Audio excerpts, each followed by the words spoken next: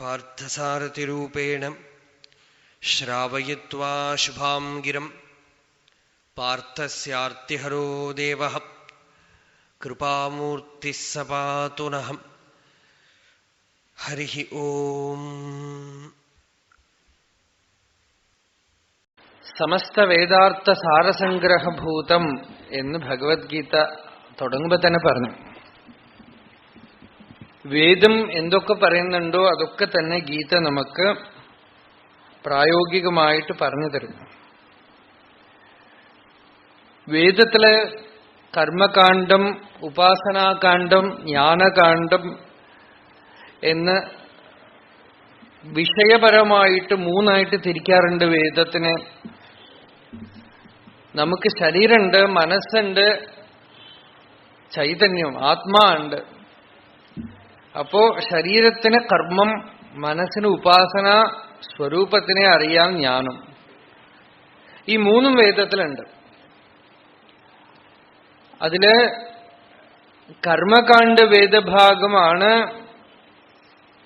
പൊതുവെ വേദം പഠിക്കുമ്പോൾ പഠിക്കുന്നതൊക്കെ, യാഗം, യജ്ഞം ഒക്കെ.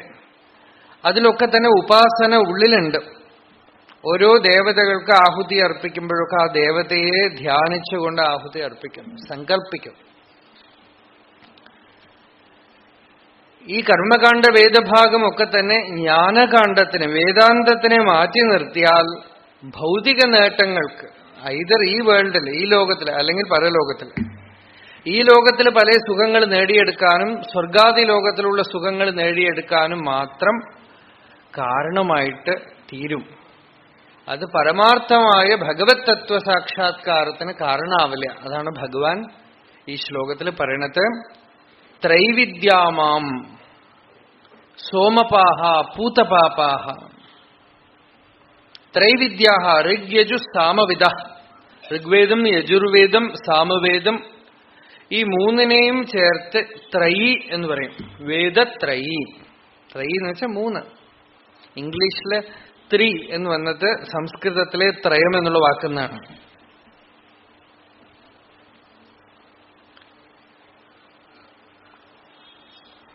ത്രയി. ത്രൈവിദ്യാഹ. ഈ വേദത്തിലെ ഋഗ്യജു സാമവേദങ്ങളെ അധ്യയനം ചെയ്ത് യാഗം ചെയ്യുന്നവർ, സോമപാഹ, സോമപാനം ചെയ്ത്, പൂതപാപാഹ ശുദ്ധകിൽബിഷാഹ എന്നുവെച്ചാൽ ലൗകികമായി എന്തൊക്കെ തടസ്സങ്ങള് ഇവർക്കുണ്ടോ അതൊക്കെ നീങ്ങിക്കെട്ടി സ്വർഗതിം പ്രാർത്ഥയന്തെ. മരണത്തിന് ശേഷം സ്വർഗലോകത്തിനെ അവര് പ്രാർത്ഥിക്കുന്നു. അവരുടെ കർമ്മത്തിനനുസരിച്ച്, അതിന്റെ ഫലത്തിനനുസരിച്ച്. തേ പുണ്യമാസാദ്യ സുരേന്ദ്രലോകം. ഈ കാര്യത്തിലൊക്കെ വേദം മാത്രമാണ് പ്രമാണം. നിങ്ങൾക്ക് ടെസ്റ്റ് ചെയ്യാനൊന്നും പറ്റില്ല. ടെസ്റ്റ് ചെയ്യണമെങ്കിൽ നിങ്ങൾ മരിച്ചുപോയിട്ട് ടെസ്റ്റ് ചെയ്തോളൂ. ഇപ്പൊ പറ്റില്ല. ഇതൊക്കെ മരിച്ചുപോയ ശേഷമേ നമുക്കറിയുള്ളൂ. ഇതിലൊക്കെ വേദം മാത്രം, ആഗമം മാത്രമാണ് പ്രമാണം ഈ കാര്യത്തില്. ലൗകിക വിഷയങ്ങൾക്ക് നമ്മൾക്കിവിടെ പ്രത്യക്ഷം പ്രമാണം.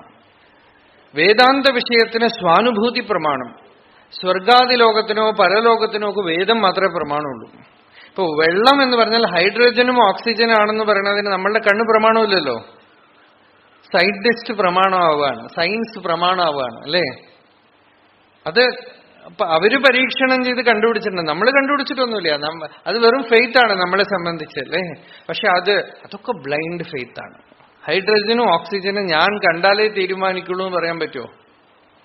വിശ്വസിക്കണമെന്നും. അതേപോലെ തന്നെ ഋഷികൾ ഊർധ്വലോകങ്ങളെയൊക്കെ പറഞ്ഞിട്ടുണ്ട്. ഈ ഒരു എക്സിസ്റ്റൻസ് ഉണ്ടാവാമെങ്കിൽ എത്ര കോടി എക്സിസ്റ്റൻസ്, എങ്ങനത്തെ പ്ലെയിൻ വേണമെങ്കിൽ ഉണ്ടാവാം. അപ്പൊ ഭഗവാൻ ഇവിടെ പറഞ്ഞു ഇതൊന്നും ആശിക്കരുത് എന്നാണ്. അതിനാണ് ഈ ശ്ലോകങ്ങൾ. ഇതൊന്നും ആഗ്രഹിക്കരുത്. ഇപ്പൊ ഇവിടെ ഉണ്ടെങ്കിൽ അമേരിക്കയിൽ പോകണമെന്ന് ആഗ്രഹിക്കണ പോലെ തന്നെ നാളെ ഇപ്പൊ ചന്ദ്രനിൽ പോകണമെന്ന് ആഗ്രഹിക്കും. സ്പേസിൽ എവിടെയെങ്കിലുമൊക്കെ നഗരങ്ങൾ ഉണ്ടായാൽ അവിടെ പോകണമെന്ന് ആഗ്രഹിക്കും. It's A question of time, അത്രയേ ഉള്ളൂ. കുറച്ചു കാലം കഴിഞ്ഞ് കഴിഞ്ഞാൽ എന്തൊക്കെ മാറ്റം വരും ഒന്നും പറയാൻ പറ്റില്ല. അപ്പോ ത്രൈവിദ്യാമാം സോമപാഹ പൂതപാപാഹ. സോമപാനം സോമയാഗത്തിന്റെ ഒരു വിശേഷമാണ്. അതൊന്നും നമുക്കിപ്പോ വേണ്ട, സമയവും ഇല്ല. അപ്പൊ നമുക്ക് പൂതപാപാഹ, പാപം പോയവര് യജ്ഞൈരിഷ്ട്വ, യാഗം കൊണ്ട് യജിച്ചിട്ട് സ്വർഗതിം പ്രാർത്ഥയന്തെ, സ്വർഗത്തിനെ സങ്കല്പിക്കണം, പ്രാർത്ഥിക്കണം. അവർക്ക് എന്താ സംഭവിക്കണതെന്ന് വെച്ചാൽ തേ പുണ്യമാസാദ്യ സുരേന്ദ്രലോകം, ദേവലോകത്തിലേക്ക് പോകണം. പോയിട്ട് അശ്നന്തി ദിവ്യാന് ദിവി ദേവഭോഗാന്, അവിടെ ചെന്ന് ദിവ്യമായ ദേവഭോഗങ്ങളെ അനുഭവിക്കണം. ദേവലോകത്തിലെ വൈരാഗ്യമൊന്നും വരില്ല. ദേവലോകത്തിൽ വൈരാഗ്യം, ജ്ഞാനം ഒന്നും വരില്ല. എന്താന്ന് വെച്ചാൽ വൈരാഗ്യം വരണമെങ്കിൽ കുറച്ച് ദുഃഖം വേണം. ദുഃഖം ഉണ്ടെങ്കിലേ വൈരാഗ്യം വരുള്ളൂ. അപ്പൊ അമേരിക്കയിൽ പോയാൽ വൈരാഗ്യമേ വരില്ല. എന്താന്ന് വെച്ചാൽ വൈരാഗ്യത്തിനുള്ള എല്ലാവരും എടുത്തു കളഞ്ഞു. ലൗകികമായ കാര്യങ്ങളിൽ ബുദ്ധിമുട്ടൊന്നുമില്ല, എല്ലാം സൗകര്യം. ഫാമിലിയിലാണ് ഇപ്പൊ വിഷമം വരാൻ വഴി. അപ്പൊ ഫാമിലിയെ വേണ്ടാന്ന് തീരുമാനിച്ചു. ഇപ്പൊ ഇവിടെ അങ്ങനെ ആയിക്കൊണ്ടിരിക്കുകയാണ്. ഇനിയിപ്പോ ആർക്കും ആരോടും വേണ്ട, ഞാൻ എന്റെ ശരീരം മാത്രമേ ഉള്ളൂ. വൈരാഗ്യത്തിനുള്ള ഹേതു കുറയാണ്. പക്ഷെ അവർക്കിപ്പോ ധാരാളം ഹേതു അതിലുണ്ട്. പലവിധ വിഷമങ്ങളും വരുന്നുണ്ട് അതിനകത്ത്. ഇപ്പൊ ദേവലോകത്തിൽ വൈരാഗ്യം വരാനും ജ്ഞാനം വരാനുള്ള ഹേതു വളരെ കുറവാണ്. അവിടെ എന്താ, അത് എന്തിനുള്ള പ്ലെയിനാണെന്ന് വെച്ചാൽ അനുഭവിക്കാനുള്ള പ്ലെയിനാണ്. സുഖമായി ഇരിക്കുക, സുഖം അനുഭവിക്കുക. അങ്ങനെ സുഖം അനുഭവിച്ച് ക്ഷീണേ പുണ്യേ, അവരുടെ വിസ തീർന്നു കഴിയുമ്പോ, പീരിയഡ് തീർന്നു കഴിയുമ്പോ, അതാണ് അവരുടെ പുണ്യമാണ് അവരുടെ വിസ. അവർ ചെയ്ത പുണ്യത്തിന്റെ കാലത്തിനനുസരിച്ച് കർമ്മദേവന്മാരായിട്ട് തീരും. നേച്ചറില് മനുഷ്യനായി ജനിച്ച് ദേവനാവണമെന്നില്ല. നിപതിക്കപ്പെട്ട ദേവന്മാരാണ് സ്വർഗത്തിലുള്ള ഇവരൊക്കെ. പക്ഷെ മനുഷ്യർ ചിലരൊക്കെ കർമ്മദേവന്മാരാണ്. അതായത് കർമ്മത്തിന്റെ ടിക്കറ്റ് വാങ്ങിച്ച് ദേവന്മാരായിട്ട് പോയി ജനിക്കും. അവര് വളരെ ആനന്ദമൊക്കെ അനുഭവിക്കും. അത് കഴിഞ്ഞാൽ, ആ പീരീഡ് കഴിഞ്ഞാൽ ക്ഷീണേ പുണ്യേ, ഇവിടത്തെ പോലെ മരിച്ചു പോകുന്നില്ല. They will simply disappear from Devaloka. അടുത്ത എപ്പിസോഡ് ഇവിടെ എവിടെയെങ്കിലുമൊക്കെ വന്ന് ജനിക്കും. ക്ഷീണേ പുണ്യേ മർത്യലോകം വിശന്തി, വീണ്ടും മനുഷ്യലോകത്തിലേക്ക് വരും. ഏവം ത്രയീധർമ്മമനുപ്രപന്നാഹ, ഇങ്ങനെ കർമ്മകാണ്ഡ വേദഭാഗത്തിൽ മാത്രം നിൽക്കുന്നവര് ഗതാഗതം, പോവുകയും വരികയും പോവുകയും വരികയും ചെയ്യുന്ന കാമകാമാഹ ലഭന്തെ, അവര് നത്തു ആത്മകാമാഹ, അവര് ആത്മാവിനെ ആശിക്കുന്നവരല്ല, കാമകാമാഹ എന്നാണ്. അവര് ആഗ്രഹങ്ങളെ ആഗ്രഹിക്കുന്നവരാണ്. അവര് ഭഗവാന്റെ ഭക്തന്മാരല്ല, അവരാഗ്രഹങ്ങളുടെ ഭക്തന്മാരാണ്. നമ്മളിപ്പോ ഭഗവാന്റെ അടുത്ത് പോയിട്ട് ഭഗവാനെ എന്റെ കാര്യങ്ങളൊക്കെ ശരിയാക്കി തരണേന്ന് പ്രാർത്ഥിക്കുമ്പോ നമ്മൾ ഭഗവാന്റെ ഭക്തന്മാരാണോ? നമ്മളുടെ ആഗ്രഹത്തിന്റെ ഭക്തന്മാരാണ്, അല്ലെ? ഭഗവാൻ ഒരു പൂജാരി, അത്രയേ ഉള്ളൂ. ഭഗവാൻ നമ്മളുടെ ആഗ്രഹം സാറ്റിസ്ഫൈ ചെയ്തു തരാനുള്ള ഒരാള്. അറ്റൻഷൻ ഭഗവാനിലല്ല, അറ്റൻഷൻ ആഗ്രഹത്തിലാണ്. നല്ല ഒരു പണിക്കാരൻ നല്ലവണ്ണം പണി ചെയ്ത് അവന് സർട്ടിഫിക്കറ്റ് കൊടുക്കണ പോലെ നമ്മളുടെ ആഗ്രഹം സാധിച്ചാൽ പറയൂ, ഔ ഭഗവാന്റെ ഒരു ശക്തിയെ, എന്താ എനിക്ക് പരീക്ഷയിൽ ഫസ്റ്റ് റാങ്ക് കിട്ടി, അല്ലെ? ഭഗവാന്റെ ശക്തിയാണ്. അപ്പൊ ഭഗവാൻ എന്ത് ചെയ്തു? എനിക്ക് ഓഫീസിൽ പ്രൊമോഷൻ വാങ്ങിച്ചു തന്നു. ഞാൻ ചോദിക്കുമ്പോഴേക്കും കുഞ്ഞുണ്ടായി, കല്യാണം കഴിഞ്ഞു, ജോലി കിട്ടി, ഒക്കെ കാമകാമാഹ. അതേപോലെ തന്നെ വൈദികമായ കർമ്മകാണ്ഡത്തില് കാമകാമാ ലഭന്തെ, അവർക്ക് ഭഗവാനോടല്ല ആഗ്രഹം, ഭഗവത് ഭക്തിയല്ല, പല വിഷയങ്ങളോടാണ്. അപ്പൊ ഉത്തമ ഭക്തൻ ആരാണ്? അവന്റെ ലക്ഷണം എന്താണ്? അതാണ് ഭഗവാൻ അടുത്ത ശ്ലോകത്തിൽ പറയണത്. ഗീതയിലെ ഏറ്റവും പ്രധാനപ്പെട്ട ശ്ലോകങ്ങളിൽ ഒരു ശ്ലോകം. 18 അധ്യായങ്ങളില് നടുവിലത്തെ അധ്യായമാണ് ഈ 9ാമത്തെ അധ്യായം. അതിൽ നടുവിലുള്ള ശ്ലോകം ഒരു മാലയിലെ ഡോളർ പോലെ. അടുത്ത ശ്ലോകം നോക്കൂ. നിഷ്കാമികളായ ജ്ഞാനികളുടെ, പരമഭാഗവതന്മാരുടെ ലക്ഷണമാണ് ഭഗവാൻ പറഞ്ഞത്. അനന്യാശ്ചിന്തയന്തോ മാം യേ ജനാഃ പര്യുപാസത്തെ തേഷാം നിത്യാഭിയുക്താനാം യോഗക്ഷേമം വഹമ്യഹം. എന്തെങ്കിലും ചോദിച്ചാൽ ഭഗവാൻ ചോദിച്ചത് കൊടുക്കും. അർജുനനും ദുര്യോധനനും കൃഷ്ണന്റെ അടുത്ത് ചെന്നു. ദുര്യോധനൻ സഹായാഭ്യർത്ഥിക്കാനാണ് പോയിരിക്കുന്നത്. യുദ്ധം തുടങ്ങാൻ പോണു, കുരുക്ഷേത്ര യുദ്ധം. അപ്പൊ ഭഗവാൻ ഉറങ്ങണ പോലെ നടിച്ചു എന്ന് വെച്ചോളൂ. അപ്പൊ ദുര്യോധനൻ തലഭാഗത്ത് ചെന്നിരുന്നു, അർജുനൻ ഭഗവാന്റെ കാൽ ചുവട്ടിലിരുന്നു. അപ്പോ കണ്ണു തുറന്നതും നാച്ചുറലായിട്ട് അർജുനനെയാണ് കണ്ടത്. അപ്പൊ ഭഗവാൻ അർജുനനോട് അർജുനൻ എപ്പോ വന്നു, അർജുനൻ എന്താ വേണ്ടതെന്ന് ചോദിക്കാം. അപ്പൊ ദുര്യോധനൻ പറഞ്ഞു, കൃഷ്ണ ഞാനും ഇവിടെ ഉണ്ട്. അപ്പൊ ഭഗവാൻ പറഞ്ഞു, ഓ ദുര്യോധനനും വന്നിട്ടുണ്ടോ, നിങ്ങൾ രണ്ടുപേർക്കും ഞാൻ എന്താ വേണ്ടെന്ന് വെച്ചാൽ തരാം. പക്ഷെ അർജുനൻ വയസ്സിൽ ചെറുതായതുകൊണ്ടും ആദ്യമായിട്ട് അർജുനനെ കണ്ടതുകൊണ്ട് അർജുനൻ ആദ്യം ചോദിക്കട്ടെ. അപ്പൊ ദുര്യോധനത്തിരി പേടി. എന്താന്ന് വെച്ചാൽ നാരായണീ സേനയുണ്ട് ഭഗവാൻ, വലിയ സൈന്യം. ആ സൈന്യം എങ്ങാനും അർജുനൻ വാങ്ങിച്ചുകൊണ്ട് പോയാൽ പിന്നെ തനിക്ക് യുദ്ധത്തിൽ ജയിക്കാൻ ബുദ്ധിമുട്ടാണ്. അതാണിപ്പോ ദുര്യോധനന്റെ പേടി. അപ്പൊ ഭഗവാനാണെങ്കിലോ ആദ്യത്തെ ചാൻസ് കൊടുക്കുന്നത് അർജുനനാണ്. അർജുനനോട് പറഞ്ഞു, നാരായണീ സേനയുണ്ട്, അത് മുഴുവൻ ഞാൻ ഒരാൾക്ക് തരാം. ഞാൻ ഒരാള് യുദ്ധമൊന്നും ചെയ്യില്ല, വെറുതെ നിങ്ങളുടെ കൂടെ ഉണ്ടാവും, അത്രേ ഉള്ളൂ. ഞാൻ ഒരാളുടെ കൂടെ വരാം, നാരായണീ സൈന്യം മുഴുവൻ ഒരാൾക്ക് തരാം. ഏതാ വേണ്ടതെന്ന് വെച്ചാൽ നിങ്ങൾ ചൂസ് ചെയ്തോളാം. ദുര്യോധനൻ ഇങ്ങനെ ടെൻഷനാണ്. അർജുനൻ പറഞ്ഞു, ഭഗവാനെ എനിക്ക് അങ്ങേ അല്ലാതെ വേറെ ഒന്നും വേണ്ട, ഭഗവാനല്ലാതെ എനിക്ക് വേറെ ഒന്നും വേണ്ട. ദുര്യോധനൊരു സന്തോഷ ചിരി. ഈ ചെക്കന് ബുദ്ധിയില്ല എന്നുള്ളത് ഇപ്പോഴാണ് മനസ്സിലായത്.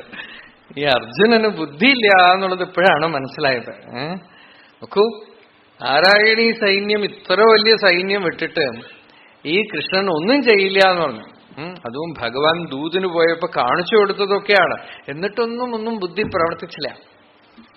അപ്പോ ഞാൻ ഒന്നും ചെയ്യില്ല എന്ന് പറഞ്ഞ ഭഗവാനെ അർജുനൻ ഭരിച്ചു. എല്ലാം ചെയ്യാൻ ശക്തിയുള്ള നാരായണീ സൈന്യത്തിനെ ദുര്യോധനൻ സന്തോഷമായിട്ട് വാങ്ങിച്ചുകൊണ്ടുപോയി. അതൊക്കെ കഴിഞ്ഞ് ഭഗവത്ഗീത തുടങ്ങുമ്പോ യുദ്ധഭൂമിയില് ദുര്യോധനന്റെ സൈന്യം 11 അക്ഷൗഹിണിയാണ്. ഒരു അക്ഷൗഹിണി എന്ന് പറഞ്ഞാൽ എത്രയോ ലക്ഷമാണ്. അങ്ങനെ 11 അക്ഷൗഹിണിയാണ് ദുര്യോധനന്റെ വശത്ത്. ധർമ്മപുത്രരുടെ വശത്ത്, പാണ്ഡവരുടെ വശത്ത് 7 അക്ഷൗഹിണിയാണ്. അതായത് എത്രയോ ലക്ഷം സൈന്യം കുറവാണ് പാണ്ഡവർക്ക്. അങ്ങനെ ഒരു വശത്ത് പാണ്ഡവരും മറ്റൊരു വശത്ത് കൗരവരും കൂടി നിൽക്കുമ്പോ ഭഗവാൻ വെളുത്ത കുതിരകളെ പൂട്ടിയ തേരില് അർജുനനെയും കൊണ്ട് അങ്ങനെ യുദ്ധഭൂമിയിലേക്ക് വരുമ്പോ ദുര്യോധനൻ നോക്കിയിട്ട് ദ്രോണാചാര്യരുടെ അടുത്ത് ചെന്ന് പറയണ്ട, ആചാര്യമുപസംഗമ്യ രാജാ വചനമബ്രവീത്. എന്താ പറഞ്ഞെന്ന് വെച്ചാൽ, അപര്യാപ്തം തദസ്മാകം ബലം ഭീഷ്മാഭിരക്ഷിതം, പര്യാപ്തം തു ഇതമേതേഷാം ബലം ഭീമാഭിരക്ഷിതം. ഹേ ആചാര്യരെ, നോക്കൂ, നമ്മളുടെ സൈന്യം ഇത്രയൊക്കെ ഉണ്ടായിട്ടും എന്തോ ഒരു കുറവ്, അപര്യാപ്തം. അവരുടെ സൈന്യം പൂർണ്ണമായിട്ട് തോന്നണമെന്നാണ്. അതൊരു തരത്തിൽ ഭയമാണെന്ന് പറയാം. ഒന്നും ചെയ്യാത്തൊരു പൊരുൾ അവിടെ ഇരിക്കുന്നുണ്ട്, അതാണത്രേ പൂർണ്ണത്വത്തിന് കാരണം. എല്ലാം ചെയ്യണത് അപൂർണാണ്, ഒന്നും ചെയ്യാത്ത ആ വസ്തു അവിടെ ഇരിക്കുന്നുണ്ട്. അത് കണ്ടപ്പോ ദുര്യോധനൻ പറയാണ്, പര്യാപ്തം തു ഇതമേതേഷാം ബലം ഭീമാഭിരക്ഷ.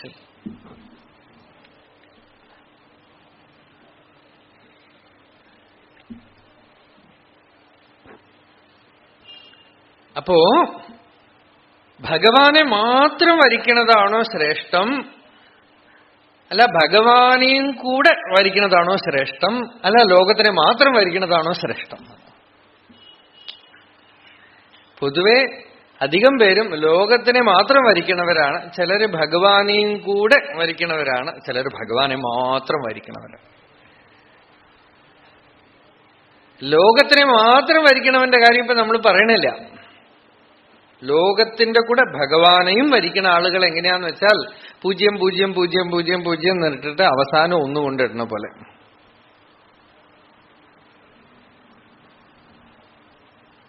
പൂജ്യങ്ങൾക്ക് പുറകിലൊന്ന്. ഭഗവാനെ മാത്രം വരിക്കണവനുണ്ടല്ലോ, അവൻ ആ ഒന്ന് മാത്രമേ ഉള്ളൂ അവന്.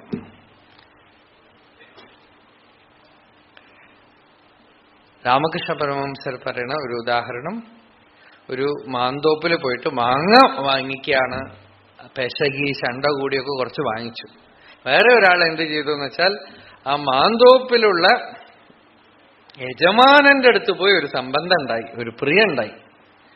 അപ്പൊ മാന്തോപ്പ് കുറെ കഴിഞ്ഞപ്പോ ഇയാളുടെ സ്വന്തം പോലെ ആയിത്തീർന്നു.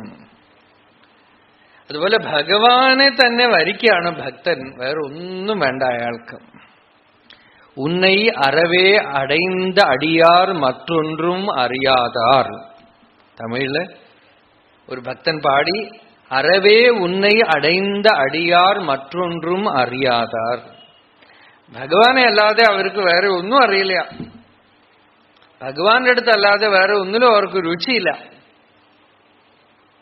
നാരായണപരാവയം അർത്ഥകാമപരായൂയം വയം വയം യൂയം യൂയം അനന്യാഹ ചിന്തയന്തോ മാം യേ ജനാഹ പര്യുപാസത്തെ. ഈ ശ്ലോകം ഇപ്പൊ ഉപയോഗിക്കുന്നത് ലൈഫ് ഇൻഷുറൻസ് ആണ്. യോഗക്ഷേമം വഹാമ്യഹം. അവർ വിചാരിച്ചാലൊന്നും യോഗക്ഷേമം വയ്ക്കാൻ പറ്റില്ല. നമുക്ക് ഫാൾസ് സെക്യൂരിറ്റി ഫീലിംഗ് തരാൻ പലതും കഴിയും ലോകത്തില്, അല്ലേ? വീട് കെട്ടിക്കഴിഞ്ഞാൽ ഒക്കെ കഴിഞ്ഞു എന്ന് വിചാരിക്കും. ഇപ്പൊ ഒരാള് വീടൊക്കെ കെട്ടി കുറച്ചു കഴിഞ്ഞാൽ വീട് താമസിക്കുന്നതിന് മുമ്പ് അദ്ദേഹം മരിച്ചുപോയി. ഒരുപാട് ആശിച്ച് കെട്ടിയ വീടാണ്, ഒക്കെ ആഗ്രഹിച്ച എല്ലാം ഓരോന്നും നോക്കി നോക്കി ചെയ്തു. ഫാൾസ് സെക്യൂരിറ്റി ഫീലിംഗ് പലതും it gives you a false security feeling. അതായത് ഒക്കെ സെക്യൂർ ആയിന്ന് തോന്നും. ബാങ്കിൽ പണമൊക്കെ ഇട്ട് വെച്ചാൽ ഒക്കെ ശരിയായി, കുറെ സ്വർണം വാങ്ങി വെച്ചാൽ ശരിയായി, ഒക്കെ നമ്മൾ വിശ്വസിക്കുകയാണ് ഒക്കെ ശരിയായി. അവസാനം വിഷമം വരുമ്പോ നമ്മളുടെ സ്വർണവും പ്രയോജനപ്പെടില്ല, പണവും പ്രയോജനപ്പെടില്ല, ഒന്നും പ്രയോജനപ്പെടില്ല. ആ വിഷമത്തിനെ മാറ്റാനുള്ള ഒരു ഉപായവും നമ്മളുടെ അടുത്ത് ഉണ്ടാവില്ല. കണ്ണു തുറന്നു നോക്കുക, ലോകത്തിൽ നോക്കുമ്പോ കാണാതെ മറ്റുള്ളവർ നമ്മളുടെ ജീവിതത്തിൽ അനുഭവം വന്നിട്ടില്ലെങ്കിൽ വേണ്ട, മറ്റുള്ളവരുടെ ജീവിതം നോക്കിയാൽ മതി. പലരും പറയില്ല. ഇന്നത്തെ സമൂഹത്തിലൊക്കെ നമ്മൾ ആദ്യം തന്നെ പഠിപ്പിക്കുന്നത് കീപ് സ്മൈലിംഗ് എന്നാണ്. വീട്ടിൽ മുഴുവൻ പ്രശ്നമാണ്. കുറുക്കൻ ഞണ്ടിന്റെ പോട്ടിന്റെ ഉള്ളിൽ വാലിട്ടു. അപ്പൊ ഞണ്ട് നല്ലവണ്ണം കടിച്ചു. കുറെ കുറുക്കന്മാരിക്കുന്നുണ്ട്. എങ്ങനെയുണ്ട്? നല്ല സുഖം എന്ന് പറഞ്ഞത്ര. അടുത്ത കുറുക്കനും പോയി വാലിടും. ഓരോ കുറുക്കനായിട്ട് കടി വാങ്ങി. ഒരു കുറുക്കനും പറയില്ല അത്ര ഞണ്ട് കടിച്ച് വേദനിക്കണു, നല്ല സുഖം. ഇതാണ് ലോകം. ഓരോരുത്തരായ എക്സ്പെരിമെന്റ് ചെയ്ത് each and every one undergoes that misery, that suffering. വിഷമം, ദുഃഖം, പ്രശ്നങ്ങൾ. അപ്പൊ ഇതിനെവിടെ പരിഹാരം? അനന്യാശ്ചിന്തയന്തോ മാം യേ ജനാ പര്യുപാസതേ. ഭഗവാൻ പറഞ്ഞു, അപൃഥഗ്ഭൂതാഃ പരം ദേവം നാരായണം ആത്മത്വേന ഗതാഃ സന്തഃ മാം യേ ജനാഃ പര്യുപാസതേ സന്യാസിനഃ തേഷാം പരമാർത്ഥദർശിനാം നിത്യാഭിയുക്താനാം സതതാഭിയോഗിനാം യോഗക്ഷേമം വഹാമ്യഹം. അനന്യാശ്ചിന്തയന്തോ മാം. ചിന്തയ്ക്ക് ആശ്രയം ഭഗവാനാണ്. ഭഗവാനല്ലാതെ വേറെ ഒന്നിലും അവരുടെ ശ്രദ്ധയില്ല. പ്രാരബ്ധം എന്തെങ്കിലുമൊക്കെ ഉണ്ടാവും. ഭാഗവതത്തിൽ അംബരീഷൻ രാജാവാണ്, പക്ഷെ അനന്യഭക്തനാണ്. ഭഗവാനെ അല്ലാതെ വേറെ ഒന്നും ആശ്രയിച്ചില്ല. ഒരു യോഗി ഉണ്ടായിരുന്നു, ദുർവാസ. അദ്ദേഹം ഭക്തന്മാരുടെ മഹിമ ലോകത്തിലെ പ്രകാശിപ്പിക്കാൻ വേണ്ടിയിട്ട് ദുർവാസ മഹർഷി ഒരു വില്ലന്റെ റോൾ എടുത്തു. ആളുകൾക്കൊക്കെ ഈ അംബരീഷന്റെ മഹിമ ഒന്ന് മനസ്സിലാക്കിപ്പിച്ചു കൊടുക്കണം എന്ന് തീരുമാനിച്ചു. എന്നിട്ട് ദുർവാസ മഹർഷി അംബരീഷന്റെ മുമ്പിലേക്ക് വരികയാണ്. ദേവതകളുടെ സഭയിലും ഋഷികളുടെ സഭയിലും ഒക്കെ കൂടി ചേർന്ന് ഭയങ്കര വാദകോലാഹലം. എന്താ വാദം എന്ന് വെച്ചാൽ, ഒരു രാജാവായിട്ടിരുന്നു കൊണ്ട് ഒരാൾക്ക് അനന്യഭക്തനായിട്ടിരിക്കാൻ പറ്റില്ല. എല്ലാം വിട്ട് ഒരു കുചേലൻ അനന്യഭക്തനായിരുന്നു എന്ന് വെച്ചാൽ സമ്മതിക്കാം. ഒരു രാജാവായിട്ട് ഇരുന്നു കൊണ്ട് എങ്ങനെയാ ഭക്തി, എങ്ങനെ ഭഗവതാശ്രയം സാധ്യാവും എന്ന് ദേവസഭയിൽ കോലാഹലം, വാദകോലാഹലം. പലരും പല വാദങ്ങൾ ഉന്നയിച്ചു. അപ്പോ ഋഷിമാര് പലരും പറഞ്ഞു, കാട്ടിലിരുന്ന് ഞങ്ങളെ കൊണ്ട് തന്നെ തപസ്സുകൊണ്ട് ചിലപ്പോഴൊന്നും സാധിക്കണില്ല. അങ്ങനെ ഇരിക്കുമ്പോ രാജാവിന് സാധിക്കുമോ എന്ന് ചോദിച്ചു. ചില രാജാക്കന്മാര് പറഞ്ഞു, ജനകൻ മുതലായിട്ടവരൊക്കെ ഉണ്ടായിരുന്നില്ലേ, ഇതാ അപ്പൊ അംബരീഷനില്ലേ എന്ന് പറഞ്ഞു. ദേവതകൾ ചിലർ പറഞ്ഞു. ചില മുനികൾ വേറെ അഭിപ്രായം പറഞ്ഞു, ഇത് സാധ്യമാണെന്ന് പറഞ്ഞു, സാധ്യമല്ല. അവസാനം അവര് ദുർവാസ മഹർഷിയെ ഒരു എന്താ പറയാ, അംബാസഡർ അല്ല, പ്രകോപനം ചെയ്യിക്കാനായിട്ട് ഒരു റോള് കൊടുത്ത് അയച്ചു. അങ്ങനെയാണ് ദുർവാസ വരണത്. ദേവന്മാരുടെ കോൺഷ്യൻസ് കീപ്പറാണ് അദ്ദേഹം. ആ ദുർവാസ മഹർഷി അംബരീഷന്റെ അടുത്തേക്ക് വന്നു. എന്നിട്ട് നല്ല 12 ദിവസമാണ് വരണത്. ഏകാദശി പഷ്ണിയിരുന്ന് 12 ബ്രാഹ്മണ ഭോജനം കൊടുത്ത് സാലഗ്രാമത്തിന് അഭിഷേകം ചെയ്ത് തീർത്ഥം കഴിച്ചിട്ട് അതിനുശേഷമേ താൻ സമാപിപ്പിക്കുള്ളൂ. അപ്പൊ അതിനൊക്കെ തയ്യാറായിട്ട് ഇരിക്കുമ്പോഴാണ് ദുർവാസ വന്നിട്ട് പറഞ്ഞത്. വലിയ ശിഷ്യന്മാരും ഒക്കെ ആയിട്ട് ദുർവാസ വന്നു. അപ്പൊ അംബരീഷൻ പറഞ്ഞു, തപസ്വിയായ മഹർഷിയായ അവിടുന്ന് വന്നിരിക്കണു, അതുകൊണ്ട് ഞങ്ങളുടെ കൂടെ 12 വരണം. ഓ അതിനെന്താ വരാല്ലോ എന്ന് പറഞ്ഞു. മുഹൂർത്തം തെറ്റിക്കാനായിട്ട് വന്നിരിക്കുകയാണ് അദ്ദേഹം. അദ്ദേഹം നേരെ ചെന്ന് യമുനാ നദിയിൽ ഇറങ്ങി ശ്വാസം പിടിച്ച് വെള്ളത്തിൻ്റെ ഉള്ളിൽ ഒരു യോഗസ്ഥിതി, അങ്ങനെ ഒരു സൂത്രമൊക്കെ അദ്ദേഹത്തിനുണ്ട്. AC ഒന്നും ആവശ്യമില്ല, കുളത്തിൻ്റെ ഉള്ളിൽ ഇറങ്ങി വർഷക്കണക്കിന് ഇരിക്കാം, ചൂടൊന്നും അറിയില്ല. വെള്ളത്തിലിറങ്ങിയിരുന്നു. സമയം കഴിഞ്ഞു, കാണാനില്ല ദുർവാസാവിനെ. അപ്പോഴാണ് നമുക്ക് കഥ അറിയാലോ അല്ലേ. അംബരീഷൻ ബ്രാഹ്മണരൊക്കെ പറഞ്ഞു എന്ന് പറഞ്ഞ് ഇത്തിരി തുളസിയും തീർത്ഥമായിട്ട് പ്രാശനം ചെയ്തോ ഇല്ലയോ മുമ്പിൽ പ്രത്യക്ഷപ്പെട്ടു. അതിനാണ് നിൽക്കുന്നത് അദ്ദേഹം.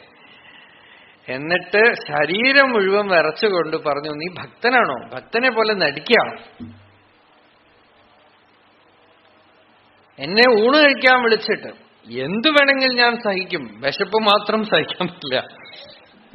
ദേഷ്യം കൊണ്ട് ജടയൊക്കെ അങ്ങനെ എഴുന്നേറ്റ് നിൽക്കുക അത്രേ. ദേഷ്യം വന്നേ കോപിച്ച് അവസാനം ജടയിൽ നിന്നൊരു രോമം പറിച്ചെടുത്തു. നോക്കൂ, ഇന്ത്യ ഗവൺമെന്റ് ഓരോ ബോംബ് ഉണ്ടാക്കാൻ കോടിക്കണക്കിന് രൂപയാണ് ചെലവാക്കണത്. ടെററിസ്റ്റുകളും ഒക്കെ ഉണ്ടാക്കണ്ട്. ഇത് മഹർഷി ഒരു രോമമേ എടുത്തുള്ളൂ. ഈ വിദ്യ ഇതുവരെ അറിഞ്ഞിട്ടില്ല ആർക്കും, ഒരു ചെലവുമില്ല.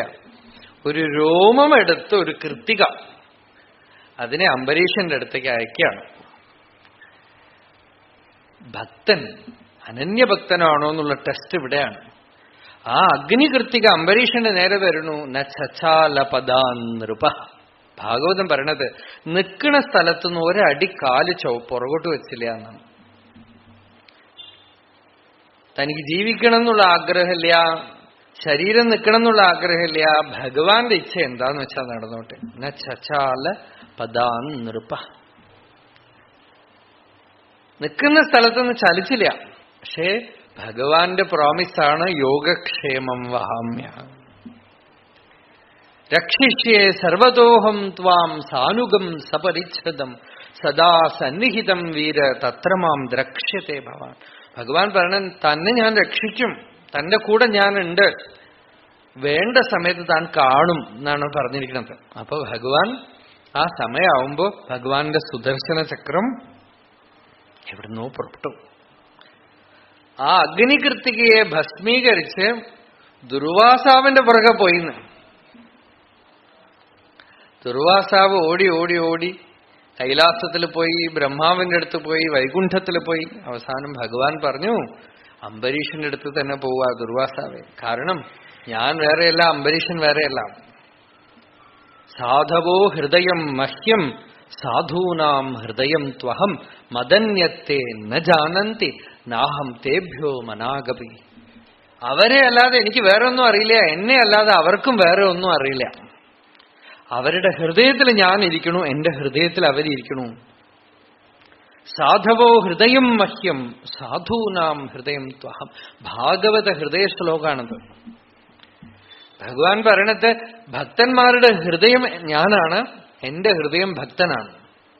അതുകൊണ്ട് ഹേ ദുർവാസാവേ അവിടെ തന്നെ പോവാം. അപ്പോ ദേവന്മാര് സഭയിൽ തീരുമാനിച്ചു അത്രേ, ചക്രവർത്തിയായിട്ട് ഇരുന്നു കൊണ്ടും എല്ലാ കർമ്മങ്ങൾക്ക് കോലാഹലങ്ങൾക്ക് നടുവിൽ ഇരുന്നു കൊണ്ട് അനന്യഭക്തി സാധ്യമാണ്. ഭക്തി എന്ന് പറഞ്ഞാൽ ആത്മാനുഭവമാണല്ലോ. ആചാര്യസ്വാമി അങ്ങനെയാണ് വ്യാഖ്യാനിക്കണം. ആത്മസാക്ഷാത്കാരം നേടിയ ജ്ഞാനിക്ക് അയാൾക്ക് ആത്മാവിൽ നിന്ന് അന്യമായൊരു വസ്തുവില്ല, അന്യമില്ല. ദൂരീഭൂത അന്യദർശന നിവൃത്തബുദ്ധി അവസ്ഥാന ദൂരീഭൂത അന്യദർശന ഉപലഭ്യ ആത്മനാ ആത്മാനം ചക്ഷുഷേവ അർക്കം ആത്മദൃക്. ഭാഗവതത്തിലൊരു ശ്ലോകമാണ്. ഭക്തി എന്താണെന്ന് വെച്ചാൽ നിവൃത്തബുദ്ധി അവസ്ഥാന, ബുദ്ധി അന്തർമുഖമായി സ്വരൂപത്തിനെ അറിഞ്ഞു. ദൂരീഭൂത അന്യദർശന, ആത്മാവിൽ നിന്ന് അന്യമായി എന്തെങ്കിലും പദാർത്ഥമുണ്ട് എന്നുള്ള ഭ്രമം ഉള്ളിന്ന് വിട്ടുപോയി. സകലതും ആത്മസ്വരൂപമായിട്ട് കാണുന്നു. ഒരു കണ്ണാടി മുറിയിൽ പോയാൽ മുകളിൽ കണ്ണാടി, ചുവട്ടിൽ കണ്ണാടി, സർവത്ര കണ്ണാടിയാണ്. അതിനകത്ത് ഒരു നായ കടന്നു. നായ നോക്കുമ്പോൾ മുമ്പിൽ ഒരു 10 നായ, ഇങ്ങോട്ട് തിരിഞ്ഞാ ഒരു 50 നായ, അങ്ങോട്ട് തിരിഞ്ഞാ ഒരു 50 നായ. കുരച്ചു കുരച്ചു കുരച്ചു വീണു അത്രേ നായ. അവസാനം നല്ലവണ്ണം അലങ്കരിച്ച ഒരാൾ ഉള്ളിൽ വന്നു. ഓ, ഇതും ഞാനാണ്, ഇതും ഞാനാണ്, ഇതും ഞാനാണ്, ഇതും ഞാൻ. യസ്മിൻ സർവാണി ഭൂതാനി ആത്മൈവ അഭൂത് വിജാനത തത്ര കോ മോഹ കശോക ഏകത്വമനുപശ്യത. സർവാണി ഭൂതാനി ആത്മൈവ അഭൂത്, എല്ലാം ആത്മസ്വരൂപമായിട്ട് തന്നെ ഏതൊരു ജ്ഞാനിക്ക് കാണപ്പെടുന്നു. അപൃഥക് ദർശിന അനന്യദർശിന. അവര് ഉപാസതയെന്ന് വെച്ചാൽ സതതം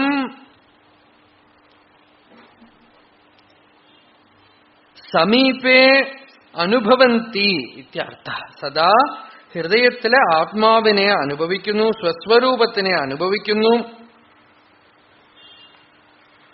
ആ ജ്ഞാനി വേറെയല്ല, ഭഗവാൻ വേറെയല്ല. ജ്ഞാനീതു ആത്മൈവമേ മതം ആത്മഭൂതാഹ. അപ്പൊ ഭഗവാൻ തേഷാം നിത്യാഭിയുക്താനാം, അവരെപ്പോഴും ആത്മനിഷ്ഠരാണ്. നിത്യാഭിയുക്താനാം എന്ന് വെച്ചാൽ ഭഗവാനിൽ നിന്ന് അന്യമായിട്ട് അവർക്കൊരു വ്യക്തിത്വമില്ല, അവർക്ക് ഡേഞ്ചറേ ഇല്ല. എന്താന്ന് വെച്ചാൽ danger should affect a centre. There is no centre there apart from the universal centre. ഒരു പർട്ടിക്കുലർ ഒരു വ്യക്തി ഇല്ല ആ ശരീരത്തിനകത്ത്. ആര് ഈ തത്വം അറിഞ്ഞിരിക്കുന്നുവോ, ആര് സ്വസ്വരൂപനിഷ്ഠനോ ജ്ഞാനനിഷ്ഠനോ ഭഗവൻ നിഷ്ഠനോ. ഭക്തനാണെങ്കിലും അതെ, ശരണാഗതി ചെയ്താൽ ഭക്തൻ പോയി, പിന്നെ ഭഗവാനേ ഉള്ളൂ.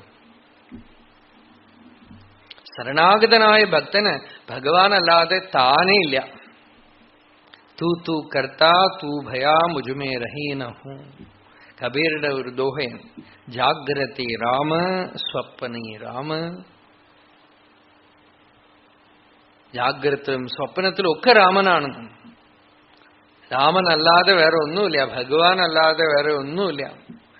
അങ്ങനെയുള്ള അനന്യമായ അനുഭവം ഏതൊരു ഭക്തനുണ്ടോ, ഭഗവത്ഗത പ്രാണനായിട്ട് ആരുണ്ടോ, അവർക്ക് യോഗക്ഷേമം വഹാമ്യ. ഒരു ഭക്തൻ ഈ ഭഗവത്ഗീതയ്ക്ക് വ്യാഖ്യാനം എഴുതി. വീട്ടില് വലിയ പഷ്ണിയാണ്. അപ്പോ അദ്ദേഹം ഈ ശ്ലോകത്തിന് അർത്ഥം എഴുതുമ്പോ വഹാമ്യഹം എന്ന് ഭഗവാൻ പറയണത് ശരിയല്ല. ഭഗവാൻ യോഗക്ഷേമം, യോഗക്ഷേമം എന്ന് വെച്ചാൽ, യോഗം എന്ന് വെച്ചാൽ അപ്രാപ്തസ്യ പ്രാപ്തി യോഗ, പ്രാപ്തസ്യ രക്ഷണം ക്ഷേമം. നമ്മൾക്ക് എന്തൊക്കെ കിട്ടാനുണ്ടോ അതൊക്കെ കിട്ടുന്നതും നമ്മൾക്ക് ഉള്ളത് സംരക്ഷിക്കുന്നതും ആണ്. മറ്റൊരർത്ഥം യോഗം എന്ന് വെച്ചാൽ ആധ്യാത്മികമായ ജീവിതം, ക്ഷേമം എന്ന് വെച്ചാൽ ലൗകിക ജീവിതം. ഇതും ധർമ്മം എന്നുള്ള ഒറ്റ വാക്കുകൊണ്ട് തന്നെ ഇത് അർത്ഥാക്കുന്നുണ്ട്. അഭ്യുദയ നിശ്രേയസഹേതു പ്രാണിനാം യസ് സാക്ഷാത് അഭ്യുദയ നിശ്രേയസഹേതു സധർമ്മ. അപ്പോ ഭഗവാൻ അഭ്യുദയവും നിശ്രേയസവും നോക്കണവനാണ്. ഈ ലൗകിക ജീവിതവും സംരക്ഷിക്കാം, അധ്യാത്മ ജീവിതം. ലൗകിക ജീവിതം സംരക്ഷിക്കുക എന്ന് വെച്ചാൽ ക്ഷേമം, അതായത് ബുദ്ധിമുട്ടില്ലാതെ നോക്കുക, അല്ലാതെ ലക്ഷറി അല്ല. ഊണിനും ബുദ്ധിമുട്ടുണ്ടാവില്ല, വിഷമം ഉണ്ടാവില്ല. വിവേകാനന്ദൻ, സ്വാമി വിവേകാനന്ദൻ, മറ്റേ കഥ വിട്ടുപോകാതെ നോക്കിക്കോളൂ. സ്വാമി വിവേകാനന്ദൻ നരേന്ദ്രനാഥ് ദത്തെ ആയിട്ടിരിക്കുമ്പോ വളരെ ബുദ്ധിമുട്ടാ. വീട്ടില് അച്ഛൻ മരിച്ചു, ഒരുപാട് കടം, ബന്ധുക്കളൊക്കെ തന്നെ കേസിട്ടിരിക്കുകയാണ്, ഇവർക്ക് ആകപ്പാടുള്ള വീടും കൂടെ പോകുന്ന സ്ഥിതിയിലാണ്, ഊണിന് ബുദ്ധിമുട്ടാണ്. അപ്പോൾ രാമകൃഷ്ണ പരമഹംസരടുത്ത് ഒരു ദിവസം വന്നിട്ട് വളരെ വിഷമിച്ചുകൊണ്ട് പറഞ്ഞു. അപ്പൊ രാമകൃഷ്ണ പരമഹംസർ ചോദിച്ചു, നരേൻ കുറെ ദിവസമായിട്ട് തന്നെ കാണാനില്ലല്ലോ, എവിടെ പോയി?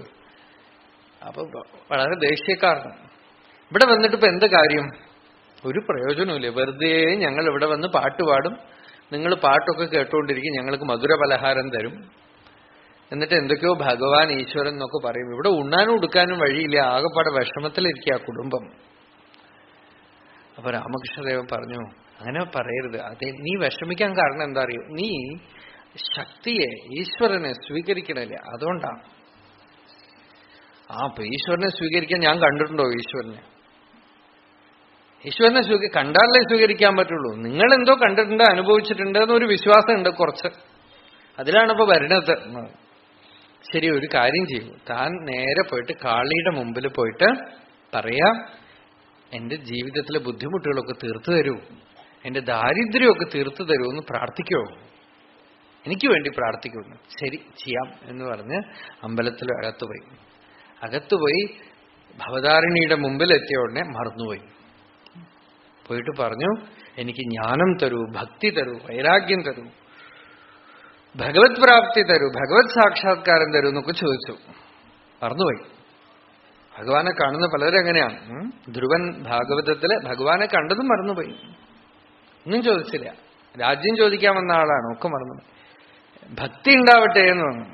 ഭക്തിർമുഹു പ്രവഹതാം ത്വയി മേ പ്രസംഗ ഭൂയാദനന്ത മഹതാം അമലാശയാനാം ഏനാഞ്ജസാ ഉൽബണം ഒരു വ്യസനം ഭവാബ്ധിം നേശ്യേ ഭവദ്ഗുണ കഥാമൃത പാനമത്ത. ഭഗവാന്റെ അടുത്ത് ഭക്തി ഉണ്ടാവട്ടെ എന്നാ ചോദിച്ചത്. നരേന്ദ്രനാഥ് മറന്നുപോയി. പിന്നെ തിരിച്ചു വന്ന് രാമകൃഷ്ണദേവൻ ചോദിച്ചു. എന്ത് ചോദിച്ചു? ഭക്തി, ജ്ഞാനം, വൈരാഗ്യം. എടോ മഠയ, നീ കുടുംബത്തിലെ ബുദ്ധിമുട്ടെന്ന് പറഞ്ഞിട്ടല്ലേ അകത്ത് പോയത്? അയ്യോ, മറന്നുപോയി. ശരി, വീണ്ടും പോയി ചോദിക്കൂ. വീണ്ടും രണ്ടാമത് പോയപ്പോഴും ജഗദീശ്വരിയുടെ അടുത്ത് മുമ്പ് വന്നിട്ട് ഇതൊക്കെയാണോ ചോദിക്കാന്ന് തോന്നി, ഒന്നും ചോദിക്കാതെ തിരിച്ചു വന്നു. അപ്പോ രാമകൃഷ്ണദേവന്റെ അടുത്ത് വന്നപ്പോ പറഞ്ഞു, എനിക്ക് വളരെ ലജ്ജ തോന്നുന്നു ഇതൊക്കെ പോയി ചോദിക്കാനായിട്ടെന്ന്. അപ്പൊ രാമകൃഷ്ണദേവൻ പറഞ്ഞു, കണ്ടോ, താൻ വിചാരിച്ചാൽ പോലും തന്നെ കൊണ്ട് ചോദിക്കാൻ പറ്റില്ല.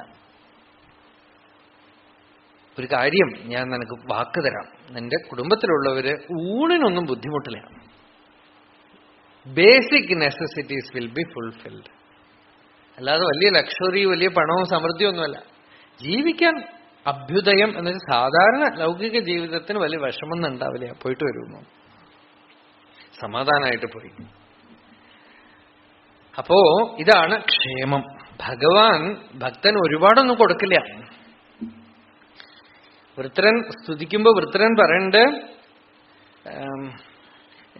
ഭഗവാൻ തന്റെ പ്രിയപ്പെട്ട ഭക്തന്മാർക്ക് ഈ ലോകത്തിലെ യാ സമ്പദ ദിവി ഭൂമോ രസായാം നരാതി, ഈ ഭൂമിയിലുള്ള വലിയ വലിയ സമ്പത്തും സമൃദ്ധിയും പൊസിഷനും ഒന്നും തന്റെ പ്രിയപ്പെട്ട ഭക്തന്മാർക്ക് കൊടുക്കില്ല. എന്താന്ന് വെച്ചാൽ കൊടുത്തു കഴിഞ്ഞാൽ ഒന്നാമതും അഹങ്കാരം വരും. യദ്വേഷ രാഗ മത ആദിഹി വ്യസനം കലിഹി സംപ്രയാസ. ഒന്നാമത് ഇതൊക്കെ കിട്ടിയാലൊരു അഭിമാനം, അത് തന്നെ ഒരു വലിയ ദോഷം. പിന്നെ മറ്റുള്ളവരുടെ അസൂയ, ഒരുപാട് വിഷമങ്ങള്, കള്ളന്മാര്, ഗവൺമെന്റ്, എല്ലാരെയും ഭയപ്പെടണം. ഇത്തരത്തിലുള്ള ബുദ്ധിമുട്ടൊന്നും ഭക്തന് വരാതിരിക്കാൻ വേണ്ടി ഭഗവാൻ തന്റെ ഭക്തന് ലോകത്തിലുള്ള സമൃദ്ധിയൊക്കെ കൊടുക്കുമെന്ന് പ്രതീക്ഷിക്കേണ്ട. മാത്രമല്ല, ധർമ്മം ചെയ്യാൻ പുറപ്പെട്ടാൽ തടസ്സം ഉണ്ടാവും, പണം സമ്പാദിക്കാൻ തടസ്സം ഉണ്ടാവും, സുഖഭോഗം അനുഭവിക്കാൻ തടസ്സം ഉണ്ടാവും അത്രേ. അപ്പൊ ലോകത്തിലുള്ളവർ പറയും, നോക്കൂ, എല്ലാത്തിനും തടസ്സം, നാരായണീയം വായിച്ചിട്ട് എന്ത് കാര്യം ചോദിക്കും. അപ്പോ വൃത്രൻ പറയണത്, ഈ തടസ്സമൊക്കെ വരുമ്പോ ഓർത്തോള, ഇപ്പോഴാണ് ഭക്തിക്ക് ഫലം ഉണ്ടായത് എന്ന് അറിഞ്ഞോളാണ്. ഇപ്പൊ അറിഞ്ഞുകൊള്ള ഭക്തിക്ക് ഫലം ഉണ്ടായി. എന്താന്ന് വെച്ചാൽ ഈ തടസ്സം ഭഗവാൻ കൊണ്ടുവരുന്നത് തന്നെ ത്രൈവർഗിക ആയാസ വിഘാതം അസ്മത് പതിർ വിധത്തെ പുരുഷസ്യ ശക്ര തതോനുമേയോ ഭഗവത് പ്രസാദ യോ ദുർലഭ അകിഞ്ചന ഗോചരോന്യഹി. നിങ്ങളുടെ ലൗകിക ജീവിതത്തിന് വിഘ്നം വരുമ്പോ തന്നെ തീരുമാനിച്ചോളൂ, പുതിയ വേറെ ഒരു വഴി തുറക്കാണ്. നിങ്ങൾ എന്തൊക്കെ തന്നെ ശ്രമിച്ചാലും അവിടെ തടസ്സം ഉണ്ടാവും. എന്താന്ന് വെച്ചാൽ ഈശ്വരൻ നിശ്ചയിച്ചിരിക്കണോ നിങ്ങൾക്കൊരു നിവൃത്തി മാർഗം തരാനായിട്ട്, റിലീസ് ചെയ്യാനായിട്ട്, ഫ്രീഡം. പക്ഷെ അതെന്താ, എനിക്ക് ചിലരൊക്കെ പറയും എനിക്ക് ആ ഫ്രീഡം വേണ്ട, എന്നെ തിരിച്ചതിലേക്ക് ഇടൂ എന്നൊക്കെ പറയും. ഭഗവാൻ കേൾക്കില്ല. ചിലരൊക്കെ ജയിലും തുറന്നു വിട്ടാലേ, കുറേ വർഷങ്ങളിൽ ജയിലിൽ ഇരുന്ന് പഴകിയിട്ട് തുറന്നു വിട്ടാൽ അവർക്ക് വെളിച്ചത്തിൽ വരാൻ ഇഷ്ടമല്ല, ജയിലിൽ തിരിച്ചിടുമെന്ന് പറയും. ഒരു ജയിൽ പുള്ളിയെ തുറന്നു വിട്ടു, കുറെ കാലം ജയിലിന്റെ ഉള്ളിൽ ഇരുന്ന ആളാണ്. അപ്പൊ ഈ കമ്പിയുടെ ഉള്ളിൽ കൂടെ തന്നെ പുറത്തു നോക്കിയിട്ടാണ് അദ്ദേഹത്തിന് പഴക്കം. കമ്പി ഇല്ലാതെ നോക്കാൻ പറ്റില്ല എന്നൊരു വിശ്വാസം വന്നതുകൊണ്ട് ഇങ്ങനെ നോക്കിക്കൊണ്ടേതാണ്. ആരെ കണ്ടാലും ഈ വിരലിന്റെ ഉള്ളിൽ കൂടെ. എന്താന്ന് വെച്ചാൽ അങ്ങനെ പഴകിപ്പോയി. അതുപോലെ ഈ ജീവിതത്തിന്റെ ബുദ്ധിമുട്ടുകളുടെ നടുവിലിരുന്ന് റിലീസ് ചെയ്താൽ ആ ഫ്രീഡം പോലും ഒരു ഇഷ്ടമല്ലാതാവുകയാണ്. അപ്പൊ ഭഗവാൻ നിർബന്ധിച്ച് നിങ്ങളെ ഫ്രീ ആക്കുമ്പോൾ കുറച്ച് ബുദ്ധിമുട്ടുണ്ടാവും. എന്ന് വെച്ചാൽ we are addicted to poison. Manikkavachakar തിരുവാചകത്തിലൊരു പാട്ടുണ്ട്, അതിൽ പറയും കൽക്കണ്ടം തീറ്റിക്കായിരുന്നു എന്നാണ് ഭഗവാൻ. എന്താന്ന് വെച്ചാൽ കൽക്കണ്ടം തീറ്റിക്കണോ, മധുര പലഹാരം തീറ്റിക്കണോ, ഇഷ്ടല്ലേ? പക്ഷേ വിഷം തിന്ന് പഴകിപ്പോയിട്ട് കൽക്കണ്ടം രുചിക്കണില്ല. അതുകൊണ്ട് തിണിക്കാം, തീറ്റിക്കാം. അടിത്ത് അടിത്ത് അക്കാരം മുൻ തീറ്റിയ അത്ഭുതം അറിയേനെ. അടിത്ത് അടിത്ത് അടിക്കുമേലെ അടി തന്നിട്ട് അക്കാരം തീറ്റിയ, അക്കാരം എന്ന് വെച്ചാൽ മധുര പലഹാരം, നല്ല കൽക്കണ്ടം തീറ്റിക്കുകയാണ്.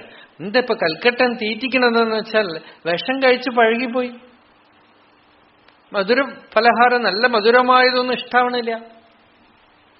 അപ്പോ ഭഗവാൻ ചില സമയത്ത് പ്രബലമായി ഈ ഭക്തനെ തൻവശപ്പെടുത്തുകയാണ്, അനന്യഭക്തനാക്കി തീർക്കുകയാണ്. അപ്പൊ ഈ ശ്ലോകം കേൾക്കുമ്പോ നമ്മൾക്ക് നാച്ചുറലി ഒരു ചോദ്യം വരും, നമ്മൾ വിചാരിച്ചാലൊക്കെ അനന്യഭക്തനാവാൻ പറ്റുമോ? ആവാൻ പറ്റില്ല. പക്ഷെ അനന്യഭക്തനാവണം എന്നൊരു സങ്കല്പം, ഒരു അപ്ലിക്കേഷൻ അങ്ങോട്ട് പോയാൽ ബാക്കി അവിടുന്ന് ആളെ അയച്ചോളും. You invite Lord and he will come. In what form we cannot say. ഭഗവാനെ വിളിച്ചാൽ ഭഗവാൻ വരും. ജീവിതത്തില് ഭഗവാൻ പ്രവേശിക്കും. എങ്ങനെ പ്രവേശിക്കും? ചിലപ്പോ ഒരു ഗുരുവിന്റെ രൂപത്തിലായിരിക്കും, ചിലപ്പോ ഒരു മന്ത്രത്തിന്റെ രൂപത്തിലായിരിക്കും, ചിലപ്പോ വലിയ പ്രശ്നത്തിന്റെ രൂപത്തിലായിരിക്കും. അപ്പൊ തോന്നും അയ്യോ വേണ്ടിക്കിടന്നില്ല, വിളിക്കേണ്ടി കിടന്നില്ല. ഭട്ടതിരി പറഞ്ഞു, ഈ രോഗമൊന്നും വന്നിട്ടില്ലെങ്കിൽ ഞാൻ ഗുരുവായൂരപ്പനെ ചിന്തിക്കുകയില്ല, ഈ രോഗമാണ് എന്റെ സുഹൃത്ത് എന്നൊക്കെ പറഞ്ഞു. ഏ രോഗാഹ നന്നു യൂയമേവ സുഹൃത. ചിലപ്പോ ചില പ്രശ്നങ്ങളൊക്കെ രൂപത്തിൽ ഭഗവാൻ തന്നെയാണ് വരുന്നത്, അറിയണില്ല. ചില പ്രശ്നങ്ങളുടെ രൂപത്തിലൊക്കെ ഭഗവാൻ മുമ്പിൽ വരും. നല്ലത് മാത്രമല്ല ഭഗവാൻ, ചില വിഷമങ്ങളുടെ രൂപത്തിലൊക്കെ വരും. അപ്പോ അതൊക്കെ എന്തിനാന്ന് വെച്ചാൽ നമ്മൾ ഏതിലൊക്കെ പെട്ടുകിടക്കുന്നു അതിൽ നിന്നൊക്കെ നമ്മളെ നിവർത്തിപ്പിച്ച് അനന്യമായി തന്റേതാക്കി തീർക്കാനാണ്. അനന്യാ ചിന്തയന്തോ മാം യേ ജനാഹ പര്യുപാസത്തെ തേഷാം നിത്യാഭിയുക്താനാം. എന്തേ? പറയാ യോഗക്ഷേമം വഹാമ്യഹം, വഹാമി. അപ്പൊ ഈ ഭക്തൻ ഭഗവത്ഗീത എഴുതുമ്പോ യോഗക്ഷേമം വഹാമി, ഭഗവാൻ പറഞ്ഞു വഹാമി എന്ന് പറഞ്ഞിരിക്കണം. വീട്ടിൽ ദാരിദ്ര്യവും വിഷമം അനുഭവിക്കണ ഭക്തനാണ്, എങ്കിലും ഭഗവാൻ അല്ലാതെ വേറെ ഒന്നുമില്ല. പരമഭക്തൻ, പരമഭാഗവതൻ. അദ്ദേഹം എന്ത് ചെയ്തു എന്ന് വെച്ചാൽ ഈ വഹാമി എന്ന് വരാൻ വഴിയില്ല. അത് ചിലപ്പോ കുറെ കാലമായിട്ട് മാറി മാറി വന്നതാണ്. അതുകൊണ്ട് എഴുത്താണി കൊണ്ട് ആ വഹാമിയുടെ മേലെ ഒരു കീറ്, എന്നിട്ട് യോഗക്ഷേമം കരോമ്യഹം എന്നോ എന്തോ മാറ്റി. അറിയോ? കഥ അറിയോ? കേട്ടുണ്ടോ? എന്തോ മാറ്റി, ശ്ലോകം മാറ്റി. ഭഗവാൻ വഹിക്കാന്ന് വെച്ചാൽ ഭഗവാൻ കൊണ്ടുവരിക, പൊക്കിക്കൊണ്ടുവരിക നമ്മളുടെ, അത് വേണ്ടാന്ന് വെച്ചു. എന്നിട്ട് ഈ ഭക്തന് വീട്ടിൽ ദാരിദ്ര്യമാണ്, വിഷമാണ്. അപ്പൊ ഭാര്യ പറഞ്ഞു, എവിടെയെങ്കിലുമൊക്കെ വല്ലതോ കിട്ടുമോ നോക്കൂ, കുട്ടികളൊക്കെ കരയണു, വിഷമിക്കണം. ഇയാള് പോയി പലയിടത്തും അന്വേഷിച്ചു, ഒന്നും കിട്ടിയില്ല.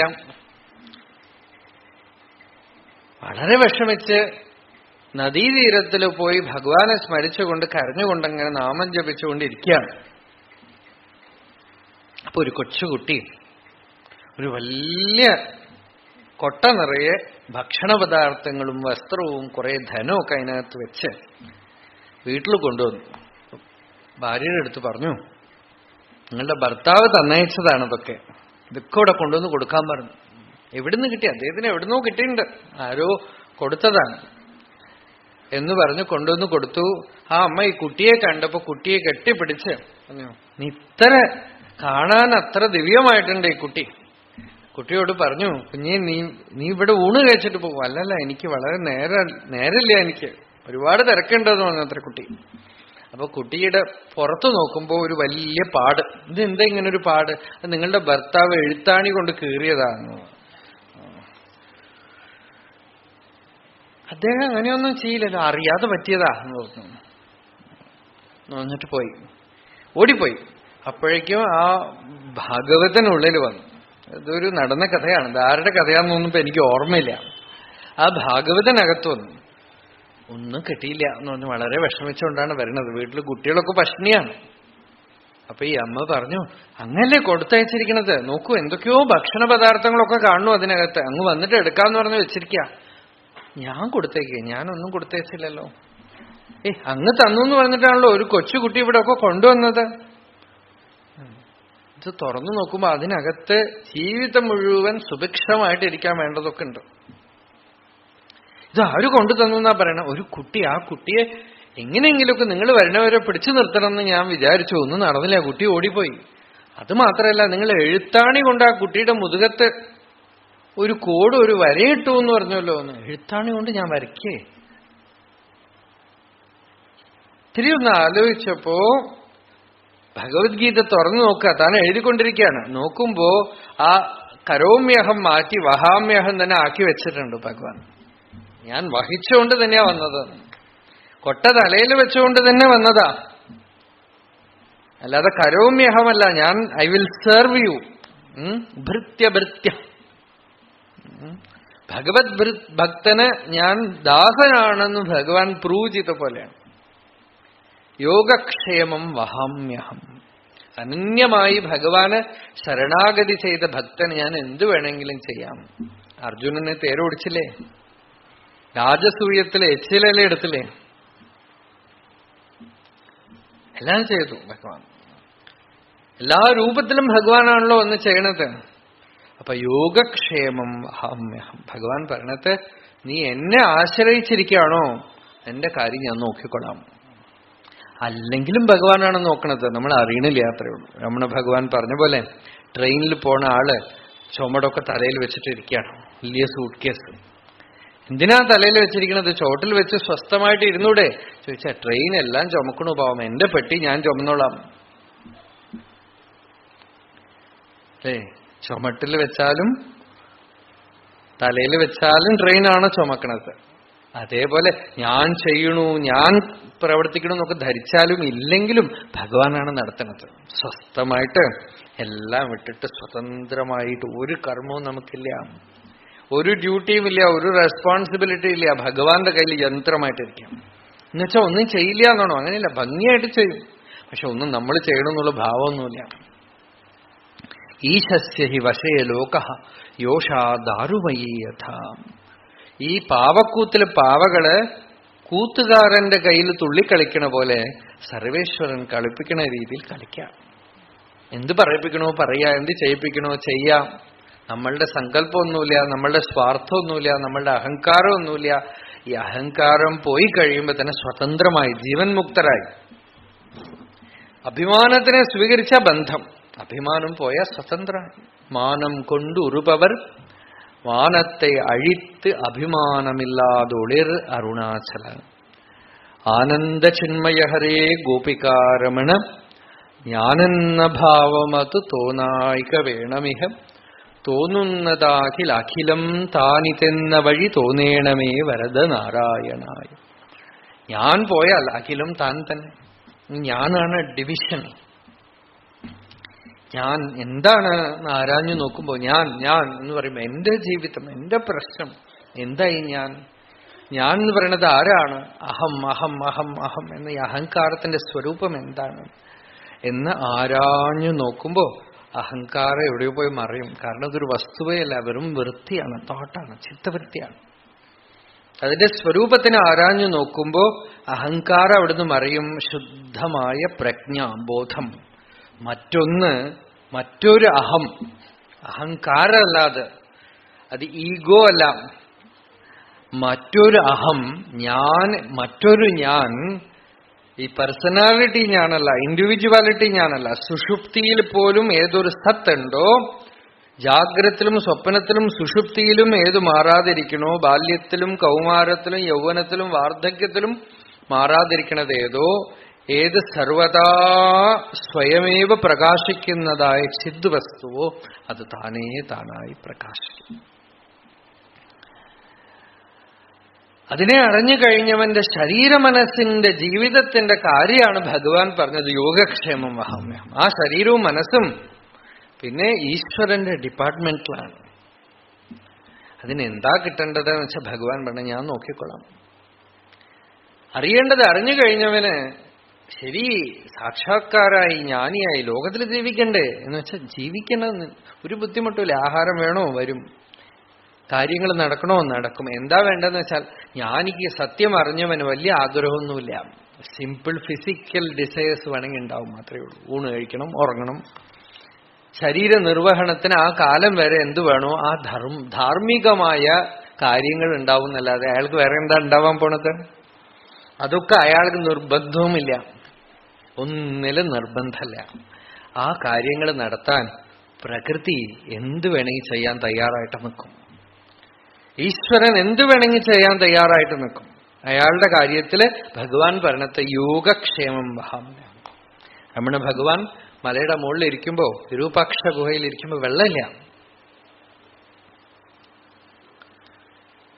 സ്കന്ധാശ്രമത്തിൽ പോയി, അവിടെ പോയി ഒക്കെ കെട്ടിക്കഴിഞ്ഞിട്ട് വെള്ളമില്ലല്ലോ ഭഗവാനെ എന്ന് പറഞ്ഞു. ഒരു വലിയ പാറ, അതിന്റെ ഇടുക്കിൽ ഭഗവാൻ കൈയിട്ടിട്ട് ഇത്തിരി ഒന്ന് മണ്ണങ്ങോട്ട് മാന്തി, അതിനകത്തുനിന്ന് വെള്ളം വരാൻ തുടങ്ങി. ഇപ്പോഴും വെള്ളമുണ്ട് അവിടെ. ഇപ്പോഴും ആ സോഴ്സ് നിന്ന് വെള്ളം വരണ്ട്. ആവശ്യത്തിന് വേണമെങ്കിൽ എന്തു വേണമെങ്കിലും നടക്കും. ജ്ഞാനിക്ക് ആഗ്രഹമില്ലാത്തത് കൊണ്ട് ഭഗവാൻ ചോദിച്ചുകൊണ്ട് നടക്കത്ര, നിനക്ക് എന്താ വേണ്ടതെന്ന്. കബീർ ഒരു ദോഹയിൽ പറയുന്നുണ്ട്, ലോകത്തിലെല്ലാരും രാം രാം രാം എന്ന് വിളിക്കണു, ആഗ്രഹങ്ങളുടെ പുറകെ നടക്കണു. അതുകൊണ്ട് രാമൻ ആരുടെ വിളിയും കേൾക്കണില്ല. ഞാൻ കബീറിന് ആഗ്രഹമൊന്നുമില്ല. അതുകൊണ്ട് ഞാനിങ്ങനെ സ്വതന്ത്രമായിട്ട് നടക്കുമ്പോ രാമൻ എന്റെ പുറകിൽ ചുറ്റിത്തിരിഞ്ഞുകൊണ്ടിരിക്കുകയാണെന്നാണ്. കഹത്ത് കബീർ കബീർ കബീർ കബീർ എന്ന് വിളിച്ചുകൊണ്ട് നിനക്ക് എന്താ വേണ്ടതെന്ന് ചോദിച്ച് രാമൻ എന്റെ പുറകെ നടക്കുകയാണ്. ഞാൻ രാമനെ വിളിക്കില്ല, രാമൻ എന്റെ പുറകെ നടക്കണമെന്ന് ഭഗവാൻ ഭാഗവതത്തിൽ പറഞ്ഞല്ലോ.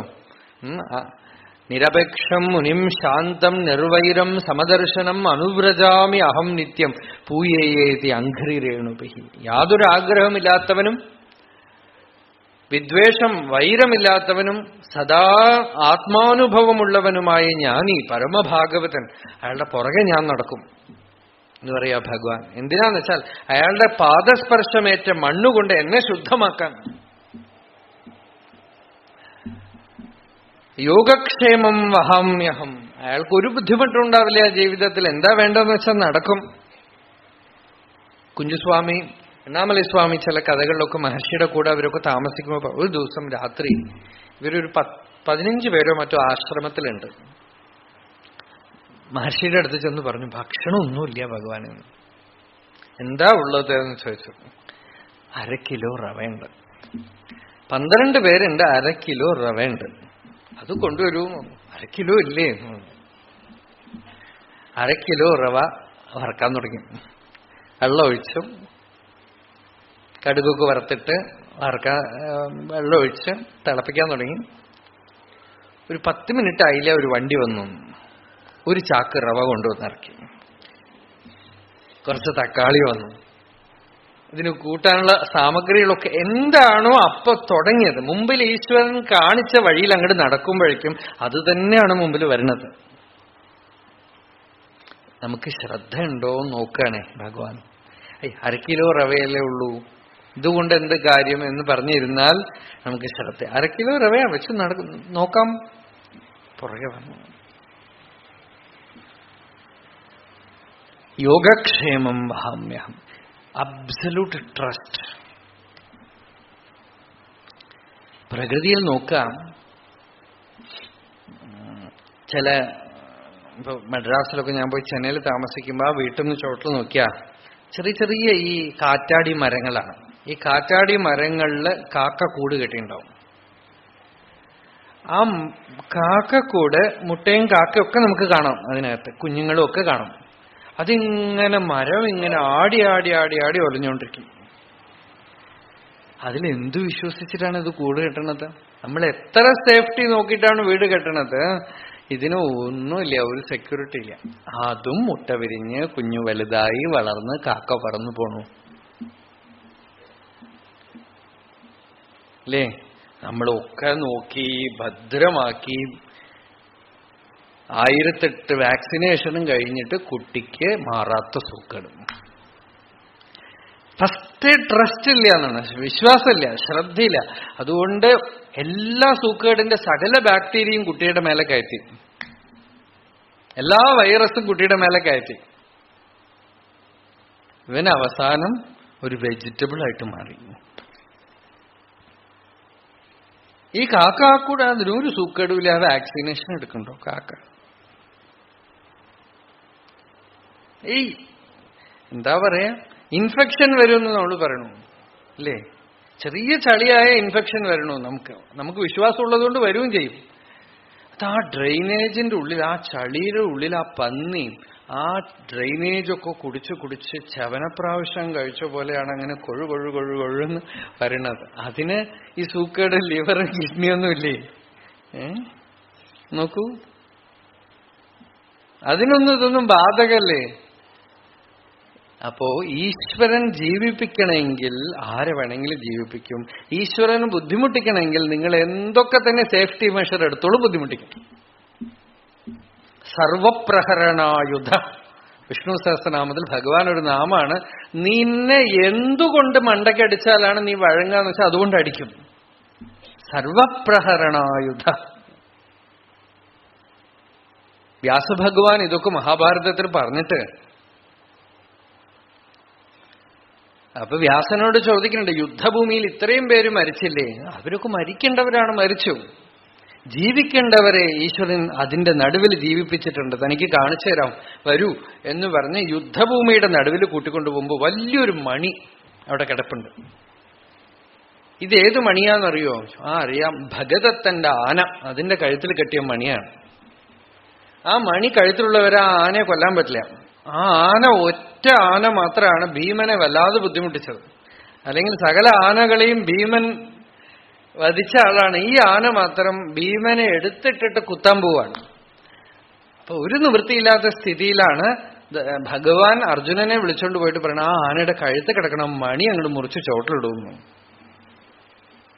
ആ മണി മുറിഞ്ഞ് ചോട്ടിൽ വീണതോടുകൂടെ ആനയുടെ ബലം പോയി എന്നാണ് കഥ. ആ സമയം നോക്കൂ, ധർമ്മപക്ഷുക്കൾ എന്ന് പറയുന്ന ഒരു കൂട്ടം പക്ഷികൾ, അതിലൊരു പക്ഷി, ഗർഭിണിയായ പക്ഷി ഇങ്ങനെ പറക്കുകയാണ് ആകാശത്തില്. ആ പക്ഷിയുടെ വയറ് കീറി ഒരു അമ്പ്, ഒരു ശരം, അർജുനൻ അയ്ത ഒരു ശരം ഇതിലൊരു പക്ഷിയുടെ വയറ് കീറുകയും അതിൽ നിന്ന് കുറെ മുട്ടകൾ ചോട്ടിൽ വീഴുകയും ചെയ്തു. ആ മുട്ടകൾ ചോട്ടിൽ വീണാൽ, യുദ്ധഭൂമിയിൽ മുട്ടകൾ ചോട്ടിൽ വീണാൽ എന്തിനാവും? ഈ ധർമ്മപക്ഷുക്കളുടെ മുട്ട ചോട്ടിൽ വീണതും ഭഗദത്തന്റെ ആനയുടെ കഴുത്ത് കിടക്കണം മണി ചോട്ടിൽ വീണതും ഒരേ സമയത്താണ്. ഈ മണി ആ മുട്ടയുടെ മേലെ പോയിട്ട് അടച്ചു. വ്യാസഭഗവാൻ യുദ്ധഭൂമിയിൽ ആ മണി പൊക്കി കാണിച്ചു കൊടുക്കണു. ആ പക്ഷിക്കുഞ്ഞുങ്ങള് അതിനകത്തിരിക്കുന്നുണ്ട്, ഈ മണിയുടെ ഉള്ളില്. വ്യാസൻ പറഞ്ഞു, രക്ഷിക്കണമെങ്കിൽ ഈശ്വരന് യുദ്ധഭൂമിയിലും ജീവനെ നിലനിർത്താൻ കഴിയും. ഇതെന്റെ സാമർത്ഥ്യം കൊണ്ടൊന്നുമല്ല, ആ യോഗക്ഷേമ ശക്തി. അതിന് പോയി നമ്മളൊന്നും പഠിപ്പിക്കേണ്ട ആവശ്യമില്ല.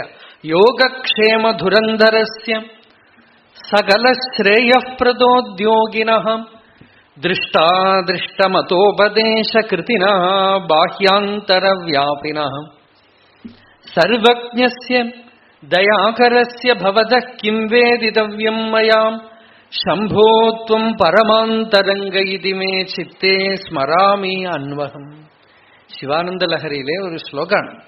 ഭഗവാന്റെ അടുത്ത് പറയാണ്, യോഗക്ഷേമ ദുരന്തരസ്യ, ഭക്തന്റെ യോഗക്ഷേമം വഹിക്കാനായി കച്ച കെട്ടി ഇറങ്ങിയിരിക്കണ അങ്ങക്ക് കിം വേദിതവ്യമായ, ഞാൻ വന്നു വല്ലതൊക്കെ പറഞ്ഞു തരണോ? അപ്പോ യോഗക്ഷേമ ദുരന്തരസ്യ സകല ശ്രേയപ്രദോദ്യോഗിന, ഭഗവാന്റെ ഈ ഉദ്യോഗം, എംപ്ലോയ്മെന്റ് എന്താന്ന് വെച്ചാൽ ഈ ഭക്തനെ എങ്ങനെങ്കിലുമൊക്കെ മോക്ഷത്തില് മുക്തനാക്കി തീർക്കുക. ഇയാള് വഴങ്ങില്ലെങ്കിലും ചെയ്തിട്ടേ അടങ്ങുള്ളൂ എന്നാണ്. സകല ശ്രേയപ്രദോദ്യോഗിന ദൃഷ്ടാദൃഷ്ടമതോപദേശകൃതിന, നേരിട്ട് കാണാൻ കഴിയുന്നതും അറിയാൻ കഴിയാത്തതുമായ കാര്യങ്ങളൊക്കെ ഇവന് ഉപദേശിച്ച് വെളിയിലൊരു രൂപത്തിലും ഉള്ളിലൊരു രൂപത്തിലും ഭഗവാൻ നിൽക്കണം. വെളിയിൽ ഗുരുവായിട്ടും ഉള്ളിൽ അന്തര്യാമിയായിട്ടും, വെളിയിൽ ഈശ്വരനായിട്ടും ഉള്ളില് ആത്മാവായിട്ടും ഒക്കെ നിന്ന് ബാഹ്യാന്തര വ്യാപിനഃ സർവജ്ഞസ്യ, നമ്മളുടെ കുറിച്ച് ഫുൾ ഡീറ്റെയിൽ ഭഗവാന്റെ അടുത്തേ ഉള്ളൂ, നമ്മളുടെ കയ്യിലില്ല. സർവജ്ഞസ്യ ദയാകരസ്യ, ദയയുടെ സമുദ്രം, കിം വേദിതവ്യം മയ, ഞാൻ എന്തു പറഞ്ഞുതരാണ്? ശംഭോത്വം പരമാന്തരംഗ ഇതിമേ ചിത്തേ സ്മരാമ്യഹം, എന്റെ ഉള്ളിന്റെ ഉള്ളില് അവിടെ നിന്നുണ്ട്, ഇത് ഓർത്തോളാം, അത്രമാത്രം. അങ്ങനെ ഭഗവാനെ യോഗക്ഷേമ ദുരന്തരനായിട്ട് അറിഞ്ഞ ഭക്തൻ പിന്നെ എന്തിനെങ്കിലും കുറിച്ച് ആലോചിച്ച് വിഷമിക്കാനുണ്ടോ? പിതാഹമസ്യ ജഗതഃ മാതാ ധാതാ പിതാമഹ, ഇതൊക്കെ പൂർവ്വപീഠികയാണ് ഈ ശ്ലോകത്തിന്. ഗതിർ ഭർത്ത പ്രഭു സാക്ഷി നിവാസ ശരണം സുഹൃത് പ്രഭവ പ്രളയസ്ഥാനം നിധാനം ബീജം അവ്യയം, എല്ലാം ഞാനാണ് അർജുന. തപാമ്യഹമഹം വർഷം, മഴ പെയ്യണോ പെയ്യണ്ടയോ നീ എന്തിനു തീരുമാനിക്കണോ, ഞാൻ നോക്കിക്കൊള്ളാം.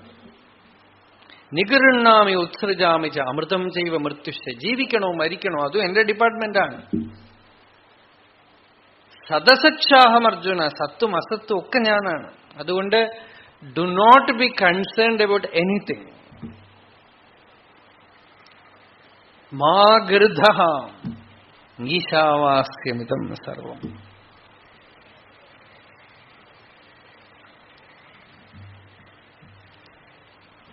അങ്ങനെ മാ ഗൃധഃ കസ്യസ്വിത് ധനം, ഈശ്വരന്റെ ധനത്തില് നീ കാംക്ഷ വെക്കരുത്. കസ്യസ്വിത് ധനം എന്ന് വെച്ചാൽ ആരുടെയാണ് ധനം എന്ന് മാത്രം അർത്ഥമല്ല, കഹ എന്ന് വെച്ചാൽ പരമേശ്വരൻ എന്നാണ് അർത്ഥം. കസ്മൈ ദേവായ ഹവിഷാവിധേമ. അപ്പൊ കസ്യസ്വിത് ധനം എന്ന് വെച്ചാൽ പരമേശ്വരസ്യ ധനം ഇത്യർത്ഥ. കഹ ഉപനിഷത്തിന് അങ്ങനെ ഒരു അർത്ഥമുണ്ട്. കസ്യസ്വിത് ധനം എന്ന് വെച്ചാൽ ആരുടെയെങ്കിലുമൊക്കെ ധനം, അല്ലെങ്കിൽ ആരുടെയാണ് ധനം എന്നും പ്രശ്നാർത്ഥം, അല്ലെങ്കിൽ ആരുടെയെങ്കിലുമൊക്കെ ധനം എന്നൊരർത്ഥം. മറ്റൊരർത്ഥം കസ്യ പരമേശ്വരസ്യ ഈശ്വരസ്യ ധനം മഹാഗൃധ. ഇവിടെ ഒന്നും എന്റെ ധനമില്ലപ്പ, ഈ ശരീരവും ഈശ്വരന്റെയാണ്, മനസ്സും ഈശ്വരന്റെയാണ്, ബുദ്ധിയും ഈശ്വരന്റെയാണ്, നീ തന്നെ ഭഗവാന്റെയാണ്. അതുകൊണ്ട് നീ ജീവിക്കണോ നീ മരിക്കണോ എന്നുള്ളത് പോലും ഡിസിഷൻ എടുക്കാനുള്ള സ്വാതന്ത്ര്യം നിനക്കില്ല, അല്ലേ? നമുക്കറിയോ നമ്മളുടെ ജീവിതം, എന്റെ മൈ ലൈഫ് എന്ന് പറയും. ഈ മൈ ലൈഫ് പോണതിന് മുമ്പ് ഒരു ചെറിയ ഫോൺ കോളെങ്കിലും തരാൻ പാടില്ലേ? നമുക്കേ അറിയണില്ല, അല്ലേ? ഒരു 10 വർഷത്തേക്ക് വേണ്ട കാര്യങ്ങളൊക്കെ തീരുമാനിച്ചിട്ട് ഇരിക്കുമ്പോഴാണ് കറണ്ട് പോണത്. ഒരു നേരത്തെ ഒരു ഇൻഫർമേഷൻ തരാൻ പാടില്ലേ? മൈ ലൈഫ് അല്ലേ? It is my career. Career കരിഞ്ഞു കരിഞ്ഞു കഴിഞ്ഞ് you have no career at all.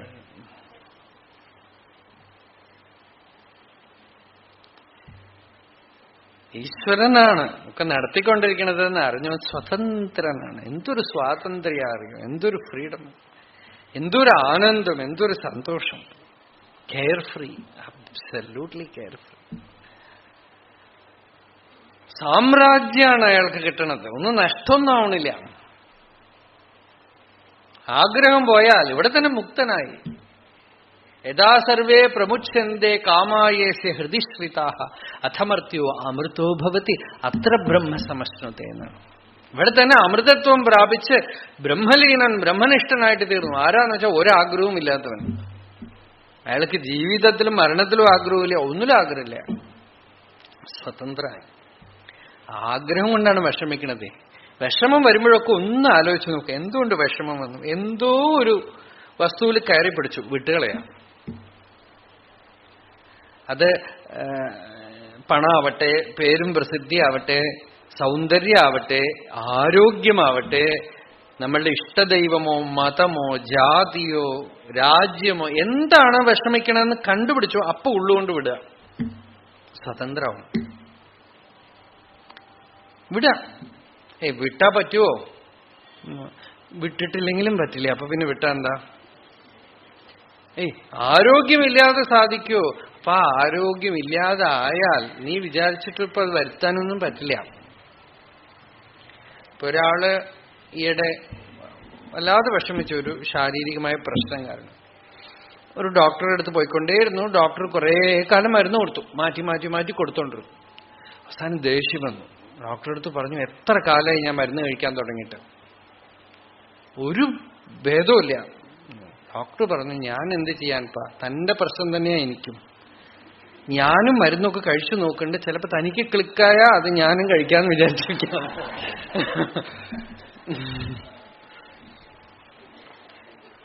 എന്ത് ചെയ്യാൻ പറ്റും? അപ്പൊ പ്രശ്നം ഉപേക്ഷിക്കുന്നത് കൊണ്ട് നിങ്ങൾക്ക് നഷ്ടം വരാനൊന്നുമില്ല. ആഗ്രഹം ഉപേക്ഷിക്കുന്നത് കൊണ്ട് നിങ്ങൾ സ്വതന്ത്രരായി അത്രയേ ഉള്ളൂ. ആഗ്രഹിക്കുന്നത് കൊണ്ട് ഒരു ലാഭവുമില്ല. ഇവിടെ ഇരുന്നിട്ട് എങ്ങനെ ആഗ്രഹിക്കുക, ഞാൻ പ്രൈം മിനിസ്റ്റർ ആയാൽ. ഭർതൃഹരി പറയണ്ട്, യോഗികളെല്ലാം ഉപേക്ഷിക്കണം, ബ്രഹ്മജ്ഞാനികളെല്ലാം ഉപേക്ഷിക്കണം. നമ്മള് ഉപേക്ഷിക്കണേ ഇല്ല. എന്തിനാ ഉപേക്ഷിക്കാത്തതെന്ന് വെച്ചാൽ ന സംപ്രാപ്തം പുരാ നാധുന ന പ്രാപ്തോ ദൃഢപ്രത്യയാൻ വാഞ്ചാമാത്ര പരിഗ്രഹാൻ അഭിപരം തെക്തും ന ശക്താവയം. മുമ്പ് കിട്ടിയിട്ടില്ല, ഇപ്പൊ കയ്യിലില്ല, ഇനി കിട്ടാൻ പോണുമില്ല, ഒരു ചാൻസും ഇല്ലാത്ത വെറും മനോമാത്രമായ കൽപ്പനകളെ ഉപേക്ഷിക്കാൻ പോലും ശക്തരല്ല. അബ്സല്യൂട്ടായിട്ട് ഉള്ളിൽ ആഗ്രഹങ്ങൾ വിട്ടിട്ട് എതിർച്ചയാ വരണത് എന്താന്ന് വെച്ചാൽ അനുഭവിച്ചോളൂ, ഒരു കുഴപ്പമില്ല. എതിർച്ചയാ മുമ്പിൽ വന്നു, ശരി. ഒന്നിനും അറ്റാച്ച്ഡ് അല്ല, ഒന്നിനോടും സംഘമില്ലാത്തവൻ സ്വതന്ത്രനാണ്. വാസ്തവത്തിൽ ഒന്നിനോടും സംഘമില്ലെങ്കിൽ ധർമ്മം തനിയെ വരും. ആഗ്രഹമാണ് അധർമ്മം ഉണ്ടാക്കുന്നത്. അതുകൾ ചോദിക്കണത്, ഒന്നിനോട് സംഘമില്ലാതെ എന്താ എതിർച്ചയാ കിട്ടുക എന്ന് വെച്ചാൽ അനുഭവിച്ചോളൂ എന്ന് പറഞ്ഞാൽ ആളുകള് അധർമ്മികളായിട്ട് പോവില്ലേ? എന്തെങ്കിലുമൊക്കെ അനുഭവിക്കുക. അങ്ങനെയൊന്നും അയാൾക്ക് ആഗ്രഹമില്ലാത്ത എന്തെങ്കിലും അയാൾ എന്തിനെങ്കിലുമൊക്കെ പുറകിൽ ഓടി നടക്കുമോ? അയാൾക്ക് ഒന്നും വേണമെന്നില്ല. കാരണം എന്തിനെ അനുഭവിച്ചാലും നമ്മൾ അനുഭവിക്കപ്പെടുകയാണ്. നമ്മൾ വിചാരിക്കണം നമ്മൾ ഭക്ഷണം കഴിക്കുകയാണെന്നാണ്. ഭക്ഷണം, അന്നം എന്താ പറയണത് അറിയോ? ഞാൻ തന്നെ തിന്നെയാണ് കേട്ടോ എന്നാണ്. അദന്തമദ്മി എന്നാണ്. അന്നം അദന്തമദ്മി. അന്നം പറയണത് തന്നെ ഞാൻ ഭക്ഷിച്ചുകൊണ്ടേയിരിക്കുകയാണ്. നമ്മൾ ഭക്ഷണം, ലഡുവും ജിലേബിയും ഒക്കെ നമ്മൾ തിന്നുകയാണെന്നാണ് വിചാരിക്കുന്നത്. ലഡുവും ജിലേബിയും ഒക്കെ പറയാണ്, ഞാൻ പതുക്കെ പതുക്കെ ഡയബറ്റീസിന്റെ രൂപത്തിൽ തന്നെ ഭക്ഷിച്ചുകൊണ്ടേയിരിക്കുകയാണ്. നീ എന്നെ തിന്നുള്ളൂ, ഞാൻ നിന്നെ തിന്നുന്നു, പരസ്പരം തിന്നവന്ത.